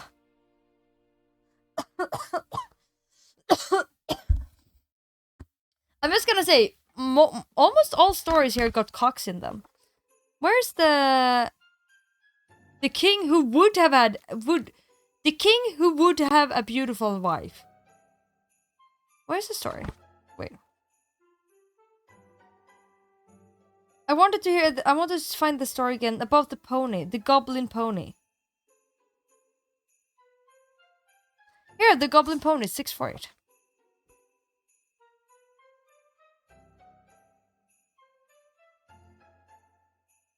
You ready to hear the goblin pony? No stream without me spilling something. You got it right. Okay. Sorry for Bills. Yeah, I don't know if it's a good story, but it is a story. You have an amazing story? We can tell stories, yeah. I'm just going for this fairy tale now. Okay, are you ready? Are you ready for fairy tale time? Next time, the Goblin Pony. It's just 2 pages. It's extremely short. Don't stir from the fireplace tonight, said old Peggy, for the wind is blowing so violently that the house shakes. Besides, this is Halloween, when the witches are abroad, and the goblins, who are their servants, are wandering about in all sorts of disguises, doing harm to the children of men. This is a Halloween story. Okay. Why should I stay here? Said the eldest of the young people. No, I must go and see what the daughter of old Jacob, the rope maker, is doing. She wouldn't close her blue eyes all night if I didn't visit her father before the moon had gone down. I must go down and catch lobsters and crabs, said the second, and not all the witches and goblins in the world shall hinder me. So they all determined to go on their business or pleasure, and scorned the wise advice of old Peggy. Only the youngest child hesitated a minute, when she said to him, You stay here, my little Richard, and I will tell you beautiful stories. But he wanted to pick a bunch of wild thyme and some blackberries by moonlight, and ran out after the others. When they got outside the house, they said, The old woman talks of wind and storm, but never was the weather finer or the sky more clear. See how majestically the moon stalks through the transparent clouds." Then all of a sudden, they noticed a little black pony close beside them. "Oh ho!" they said. That is old Valentine's pony. It must have escaped from its stable and is going down to drink at the horse pond." My pretty little pony," said the eldest, patting the creature with his hand. "You mustn't run too far. I will take you to the pond myself." With these words, he jumped on the pony's back and was quickly followed by his second brother, then by the third, and so on, till at last they were all astride the little beast, down the small Richard, who didn't like to be left behind. Down to the smaller Richard. On the way to the pond, they met several of their companions, and they invited them all to mount the pony, which they did, and the little creature did not seem to mind the extra weight, but trotted merrily along. The quicker it trotted, the more the young people enjoyed the fun. They dug their heels into the pony's sides and called out, "Gallop, little horse! You have never had such brave riders on your back before." In the meantime, the wind had risen again, and the waves began to howl, but the pony did not seem to mind the noise, and instead of going to the pond, cantered gaily towards the seashore. Richard began to regret his thyme and blackberries, and the eldest brother seized the pony by the mane and tried to make it turn around, for he remembered the blue eyes of Jacob, the rope-maker's daughter. But he tugged and pulled in vain, for the pony galloped straight on into the sea till the waves met its 4 feet. As soon as it felt the water, it neighed lustily and capered about with glee, advancing quickly into the foaming billows. When the waves had covered the children's legs, they repented their careless behavior and cried out, "The cursed little black pony is bewitched! If we had only listened to old Peggy's advice, we shouldn't have been lost." The further the pony advanced, the higher rose the sea. At last the waves covered the children's heads, and they were all drowned. Such a happy story. Towards morning, old Peggy went out, for she was anxious about the fate of her grandchildren. She sought them high and low, but could not find them anywhere. She asked all the neighbors if they had seen the children, but no one knew anything about them, except that the eldest had not been with the blue-eyed daughter of Jacob the rope-maker. As she was going home, bowed with grief, she saw a little black pony coming towards her, springing and curveting in every direction. When it got quite near her, it neighed loudly and galloped past her so quickly that in a moment it was out of her sight. The end. Hello, Flamelu. Hi, welcome. Welcome into my little story reading time. I hope you have a pleasant evening. You know, this story reminds me a lot of like the old Swedish stories of Becka Hästen, which is the old, yeah, basically the same thing, exactly the same thing, but it's like a little bit more, yeah. There's also like a story about how this like there's a naked man sitting in the stream and playing music, and his name is Näcken, and it's all naked, and it plays such beautiful music that all kids will join, and then they will go and join him, and then they will drown. Okay, let me see if I can find let me see if I can find that story that you wanted to hear. You wanted to hear about the one about Thrustbeard. Oh, King Thrustbeard. Here we go.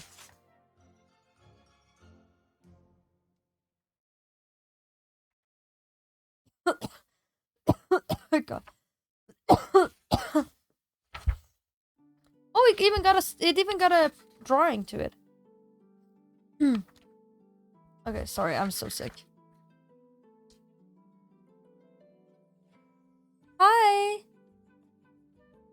Are you mixing with Hamelin's player? Wait, do you mean the story? The Fiddler of Hamelin or whatever it is?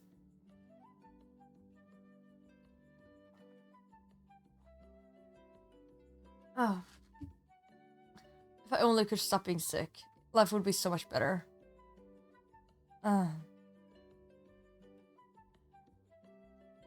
Okay. I found King Thrustbeard. Thrushbeard.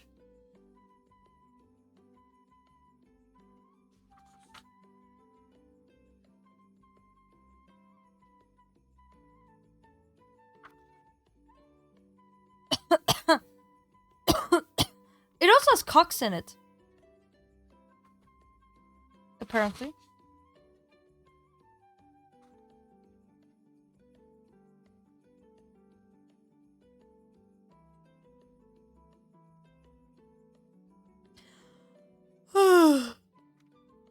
Oh, okay, are you ready? Are you ready for the story of King Thrustbeard?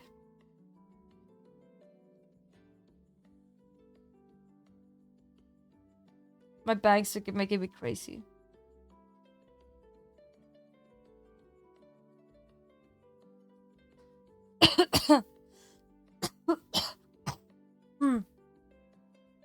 I might go to bed early tonight because I'm sick. Okay.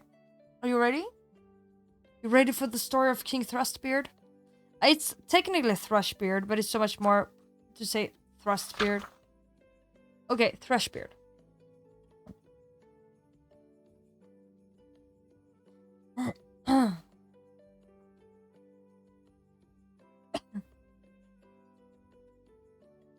Yeah, I'm going to bed at midnight. I think that's a good idea as well. Okay. King Thrushbeard. A king had a daughter who was beautiful beyond all measure, but so proud and haughty withal that no suitor was good enough for her. Thank you. Listen to the Dane. You know what? Suddenly I feel like I don't want to anymore. Just kidding. Yeah, that no suitor was good enough for her. She sent away one after the other and ridiculed them as well. Once the king made a great feast and invited thereto from far and near all the young men likely to marry. They were all marshalled into a row according to the rank and standing. First came the kings, then the grand dukes, then the princes, the earls, the barons, and the gentry. Then the king's daughter was led through the ranks, but to every one she had some objection to make. One was too fat. The wine cask, she said. Another was too tall. Long and thin, has little in. The third was too short. Short and thick, is never quick. So rude. Gosh. The fourth was too pale. As pale as death. The fifth too red. A fighting cock. The sixth was not straight enough. A green log dried behind the stove. And no, Ponks, I do not think she talks about that type of straight. I don't know, this is our story about Thrustbeard. King Thrustbeard. It's a story of your people, so you should ask yourself.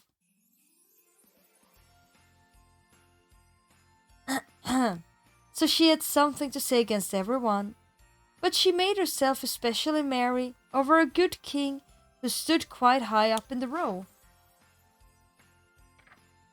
And her chin had grown a little crooked.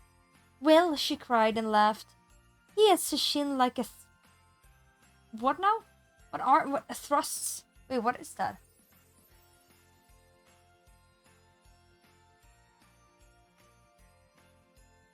Oh, it's not a bird.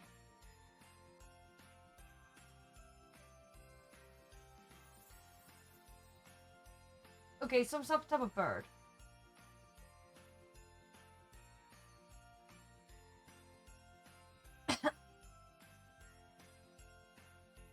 Okay. You were the ones who wanted to hear this story. I'm not saying. I mean, like, okay, you gotta remember, it's like 200 years old. Well, she cried and laughed. He has a chin like a thrush beak, and from that time, he got the name of King Thrushbeard. But the old king, when he saw that his daughter did nothing but mock the people and despised all the suitors who were gathered there, he was very angry and swore that she should have for her husband the very first beggar that came to his doors. A few days afterwards, a fiddler came and sang beneath the windows, trying to earn a small alms. When the king heard him, he said, let him come up." So the fiddler came in his dirty, ragged clothes, and sang before the king and his daughter, and when he had ended, he asked for a trifling gift. The king said, "Your song has pleased me so well, that I will give you my daughter there to wife." The king's daughter shuddered, but the king said, "I have taken an oath to give you to the very first beggar man, and I will keep it." All she could say was in vain. The priest was brought, and she had to let herself be wedded to the fiddler on the spot. When that was done, the king said, "Now it's not proper for you, a beggar woman, to stay any longer in my palace. You may just go away with your husband." It's kind of brutal. The beggar man led her out by the hand, and she was obliged to walk away on foot with him. When they came to a large forest, she asked, "To whom does that beautiful forest belong?" "It belongs to King Thrushbeard. If you had taken him, it would have been yours." "Ah, unhappy girl that I am, if I had but taken King Thrushbeard." Afterwards they came to a meadow, and she asked again, "To whom does this beautiful green meadow belong?" "It belongs to King Thrushbeard. If you had taken him, it would have been yours." "Ah, unhappy girl that I am, if I had but taken King Thrushbeard." Then they came to a large town, and she asked again, "To whom does this fine large town belong?" "It belonged to King Thrushbeard. If you had taken him, it would have been yours." "Ah, unhappy girl that I am, if I had but taken King Thrushbeard." "It does not please me," said the fiddler, "to hear you always wishing for another husband. Am I not good enough for you?" Oh, here you can also see the beggar and her.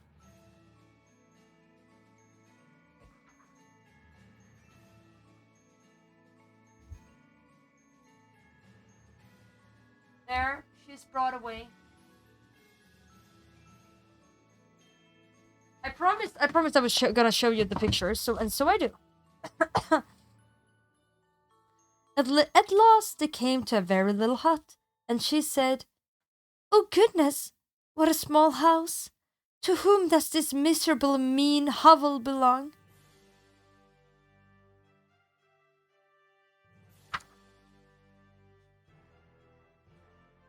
The fiddler answered, "That is my house and yours, where we shall live together."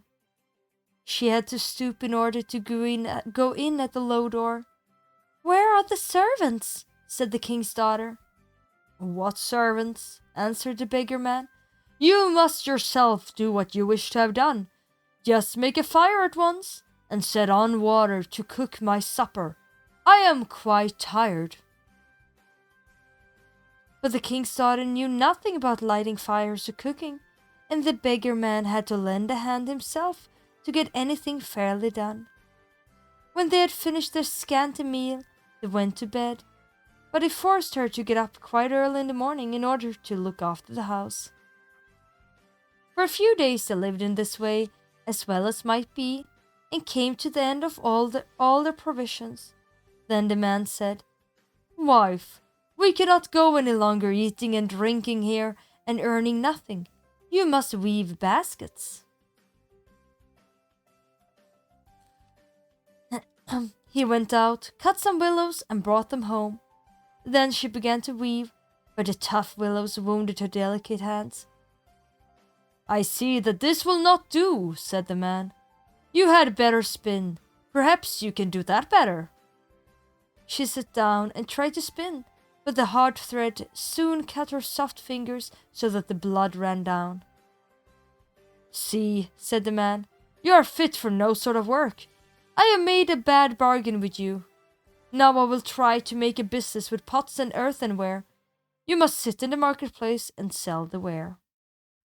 "Alas," thought she, "if any of the people from my father's kingdom come to the market and see me sitting there selling, how they will mock me." But it was of no use. She had to yield unless she chose to die of hunger. For the first time she succeeded well, for the people were glad to buy the woman's wares because she was good-looking, and they paid her what she asked. Many even gave her the money and left the pots with her as well. So they lived on what she had earned as long as it lasted. Then the husband bought a lot of new crockery. With this, she sat down at the corner of the marketplace and set it out round about, ready for sale. But suddenly there came a drunken hussar galloping along, and he rode right amongst the pots, so that they were all broken into 1,000 bits. She began to weep, and did not know what to do for fear. "Alas, what will happen to me?" cried she. "What will my husband say to this?" She ran home and told him of the misfortune. "Who would seat herself at the corner of the marketplace with crockery?" said the man. "Leave off crying. I see very well that you cannot do any ordinary work. So I have been to our king's palace, and I've asked whether they cannot find a place for a kitchen maid, and they have promised me to take you. In that way you will get your food for nothing." The king's daughter was now a kitchen maid, and had to be at the cook's beck and call, and do the dirtiest work.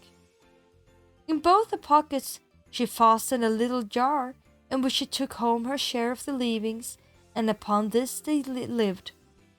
It happened that the wedding of the king's eldest son was to be celebrated, so the poor woman went up and placed herself by the door of the hall and to look on. When all candles were lit, and people, each more beautiful than the other, entered, and all was full of pomp and splendor, she thought of her lot with a sad heart, and cursed the pride and haughtiness which had humbled her and brought her to so great poverty. The smell of the delicious dishes which were being taken in and out reached her, and now and then the servants threw her a few morsels of them. These she put in her jars to take home. All at once the king's son entered, clothed in velvet and silk, with gold chains about his neck. And when he saw the beautiful woman standing by the door, he seized her by the hand, and would have danced with her, but she refused and shrank with fear, for she saw that it was King Thrushbeard, her suitor, whom she had driven away with scorn. Her struggles were of no avail. He drew her into the hall, but the string by which her pockets were hung broke. The pots fell down, the soup ran out, and the scraps were scattered all about. And when the people saw it, there arose general laughter and derision, and she was so ashamed that she would rather have been 1,000 fathoms below the ground. She sprang to the door and would have run away, but on the stairs a man caught her and brought her back. And when she looked at him, it was King Thrushbeard again. He said to her kindly, "Do not be afraid. I and the fiddler, who has been living with you in that wretched hovel, are one. For love of you I disguised myself so, and I also was the hussar who rode through your crockery. This was all done to humble your proud spirit, and to punish you for the insolence with which you mocked me." Then she wept bitterly and said, "I have done a great wrong, and am not worthy to be your wife." But he said, "Be comforted. The evil days are past. Now we will celebrate our wedding."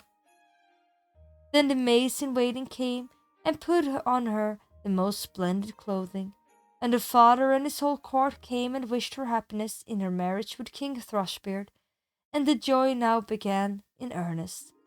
I wish you and I had been there too. The end. So, mac and cheese, yes? Flaming hot cheese jalapeno. Cheese of love, you know I'm the king. Bold and cheesy mac and cheese is a Cheetos thing. I feel like I missed something here. Monka, It's very obvious, like how moralizing these stories are. It's all about like, yeah, I was, it's all about like, it's all about how.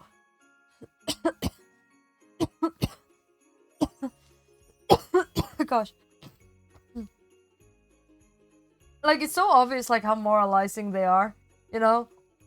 Like, yeah, we have this princess, and she's, like, being really awful, you know? And everything. And then, like, she learns her lesson, and then when she gets humbled, she get, you know, a, what's it called?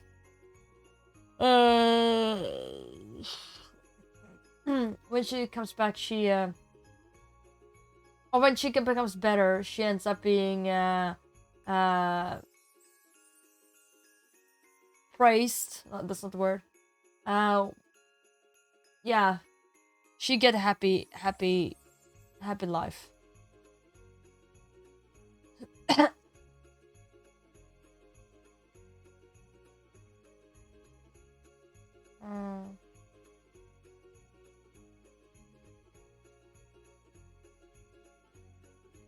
Okay, I could read it. It was kind of short.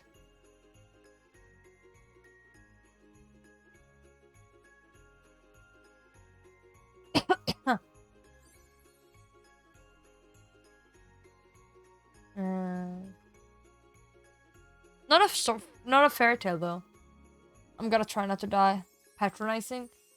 But that's, these all stories are from like the early 1800s. I don't read them and expect them to be up to date with today's values, etc.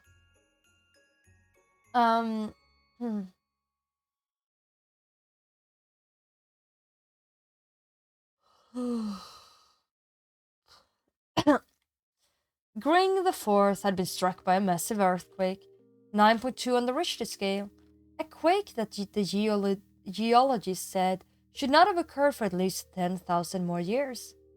A core world of the Cregan, the damage was incalculable and the loss of life staggering. Many races had offered condolences. I cannot read this word. Condolences. And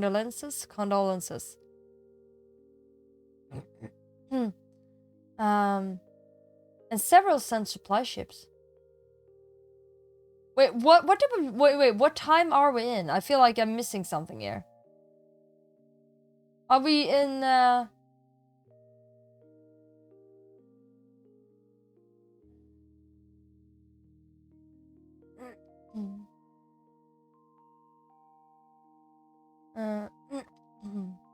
seems to be like something in the future. Future with aliens? Okay. Many races had offered condolences and several sent supply ships. Out of range control, this is the Terran Conclave ship Snellen, representing the rescue fleet Mercy, requesting sectors 45 through 90 be cleared for transit off our fleet. Kring looked to his coworker. Who the heck are the Terran Conclave, and why do they need so much space?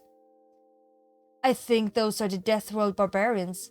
I remember we gave them some obsolete FTL drives a few hundred cycles ago.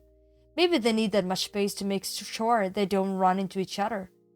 It's a dead sector area anyway. As long as they stay out of the way, let them through. Hopefully they have something to use on at least one ship. Oh, thank you, Lashley. I hope you enjoyed the story time. Thank you. I'll see if there will be more story times in the future. I don't know if you enjoyed it. I hope you enjoyed it.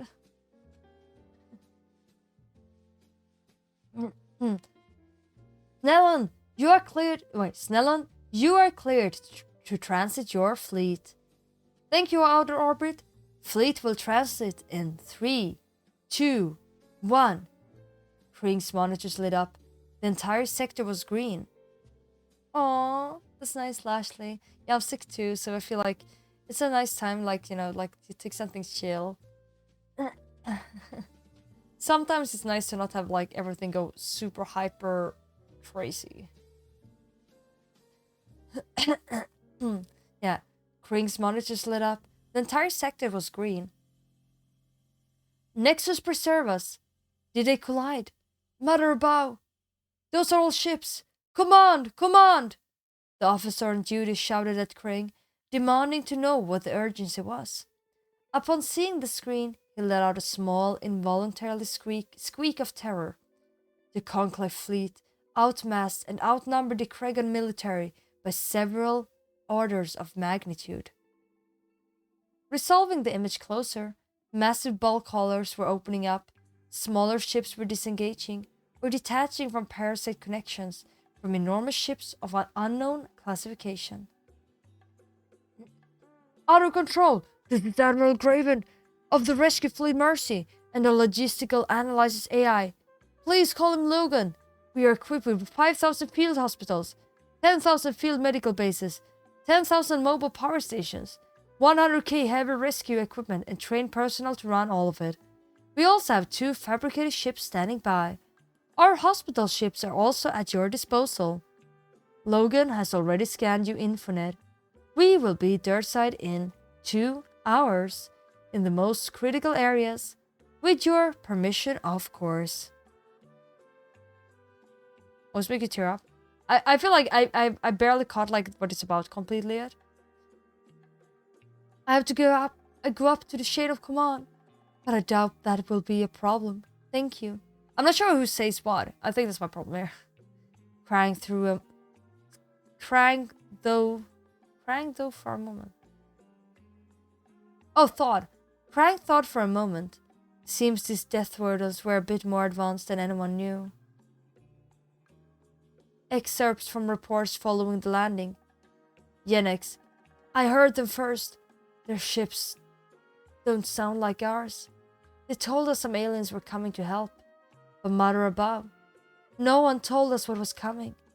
The lander came down and dropped a huge crate, took off and another was landing. The crates popped open and these things came out. Huge, 3 times our size. Of course, I found out later they are only twice as big. The extra was the exosuits they were wearing. They all piled out and in minutes were setting up structures and then they attacked. That's the only word that fits. The rubble piles, flinging it out into new piles, looking for anyone who survived. Helia. Colon. Death Worlder? I feel like this story is better if you are like getting what it's all about. Like if you Helia. When they first showed up, I didn't even notice at first. The school had fallen and we were all trying to find anyone alive inside. We had been working ourselves into exhaustion. I was barely on my feet. It had been 3 hours of unrelenting work. I heard someone shouting. I turned and saw them. Bright yellow with that red and white symbol they all were. The translators were not working right, but as soon as they figured out they were young in the rubble, they tore it apart. At first, they used the exosuits, then their hands. I collapsed from exhaustion. When I awoke, they had been at it for over 8 hours, non-stop. They stayed on that for almost 20 hours. 45 children were pulled alive from that rubble. We could never have gotten them in time. Photographer Aurelia writes or says, I took the image apology. I never thought it would be the icon it is now. It was just one of many of the disaster. The image of the human, out of the exosuit, holding a youngling that did not survive in one hand. I did not know that humans expressed grief or sadness by water from the ice at the time. I took it because it showed the loss of life. Somehow, that image of the huge human beside its machine, gently brushing the fur of the youngling, while water poured from its face, became an icon. The name of the photo comes from the human's words. He was apologizing for not saving her, although she had died far before he was there.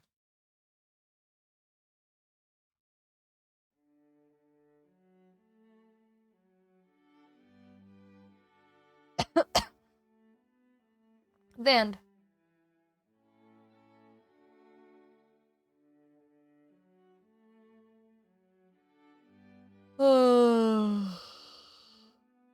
Sorry. I'm tired. That was a story, and I think I'm gonna go to bed. To be honest.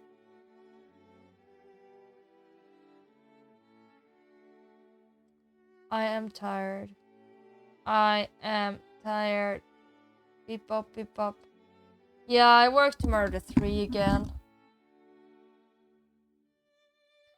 And then I work until 11. Or 11:30. So I work for 9 hours tomorrow. And when I say work 9 hours, I mean I work 9 hours. I barely have any break at all.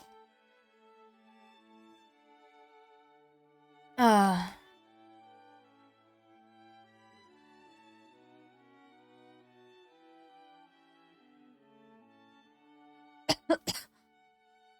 Oh, I just want to be home and rest. For a very long time. Ugh, my throat hurts and everything. Oh my god, I'm so whiny. I need some break. There's not really a lot of break.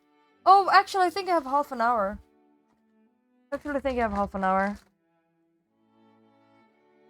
I mean, I do work. I do can drink at work though.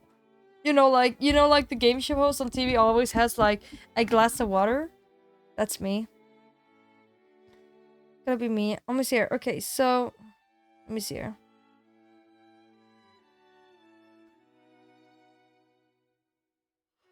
Ooh, Mega. What are you going to work with today? Or in January? I mean, what are you going to work with now?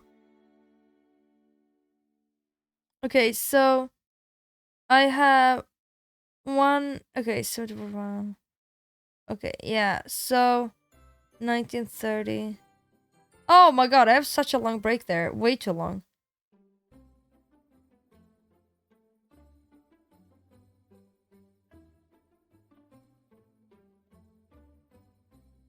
Oh my god, I have a 2-hour break. That actually sucks. God damn it. I really don't want 2 hours in between there. Oh, that's like...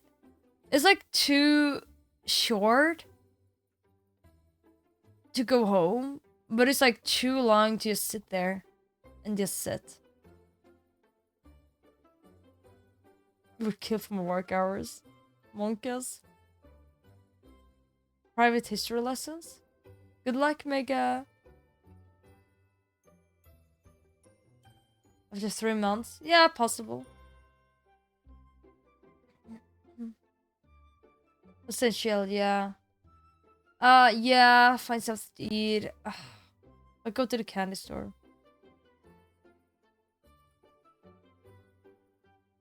Well, we can plans if I like. What I would like is just to sleep. And sleep. And not do anything. And just sleep. And more sleep. That's all I want to do. I'm absolutely exhausted. You work 40 hours a week compared to that? Yeah.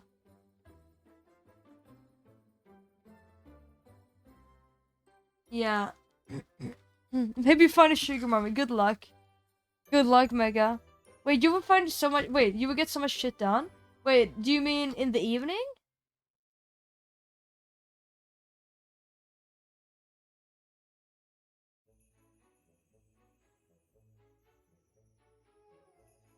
Let me see here. I'm literally lying down here because I'm so exhausted. I'm just like, yeah, I should be sitting up and stuff, but I'm just like, I'm lying.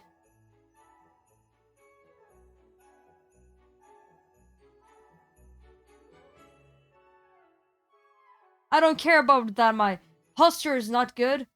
Leave me. The sleep research jobs where you get paid for sleeping. I could do that. Oh my god. Please give me a sleep research job. I would be such an interesting thing to study at. Because holy crap. I have some weird sleeping things. I'm sure I would be like an interesting example.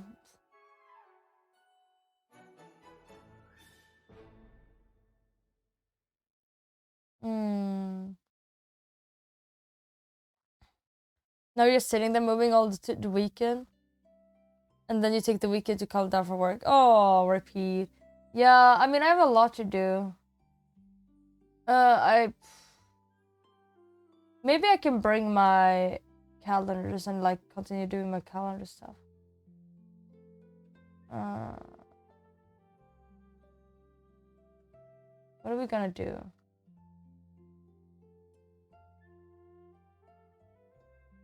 I don't know who we're gonna raid.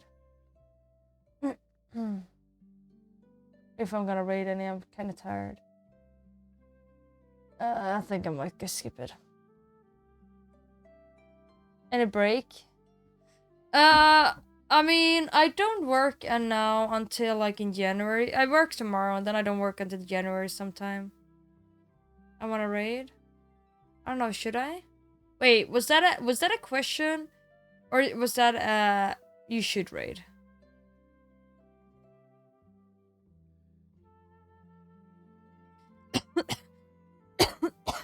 Gosh, I'm tired of being sick. Why? I don't know. That rating's nice. I'm so... You know when like you're sick in that way where you feel like when you're just like so sick and exhausted, where you feel like I was tired of everything. And I wish to not do anything. I just wish to, you know, just like not exist right now. Kind of deal. If you know what I mean. Just like that feeling, like, ugh. It's painful to be aware about stuff. That's how I feel a little bit.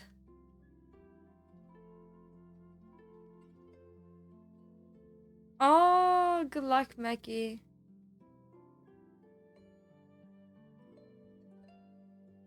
Sure, Sai. Sure, this is nice. I could bring the Switch. It would be nice to do that. I have so much to do.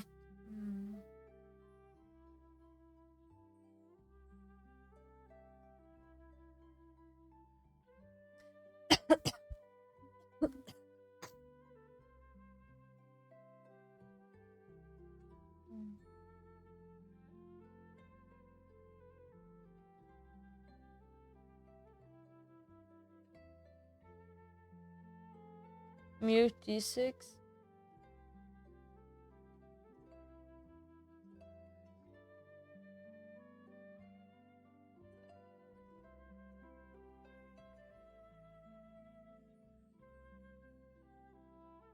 Doom.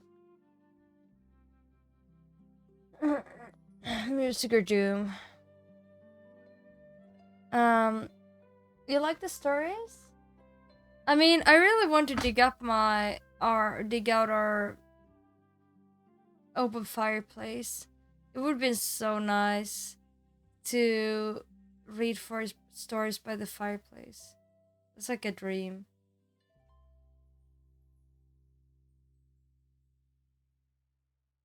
Let's go raid. I took music because it's closer to story time than didn't do. It was only because we did read stories and it's closer to music. I don't hate on Doom. But it's close to what we did.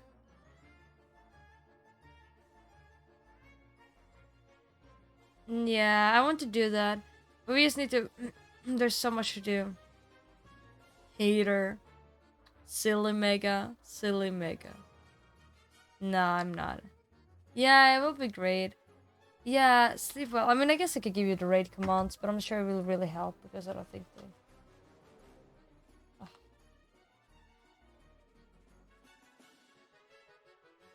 There.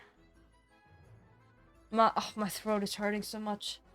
Okay, thank you, Mikey. You enjoy. I'll see you on Thursday, and we're now gonna have a Christmas stream. And I really hope I will feel better until then, because I feel so pooped today. Ugh. I kind of regret I took the work today. But oh well. Anyways, thank you all for being here. You're awesome. See you around. See you all. See you on the Discord for 25th movie marathon in the Discord. See ya. Bye.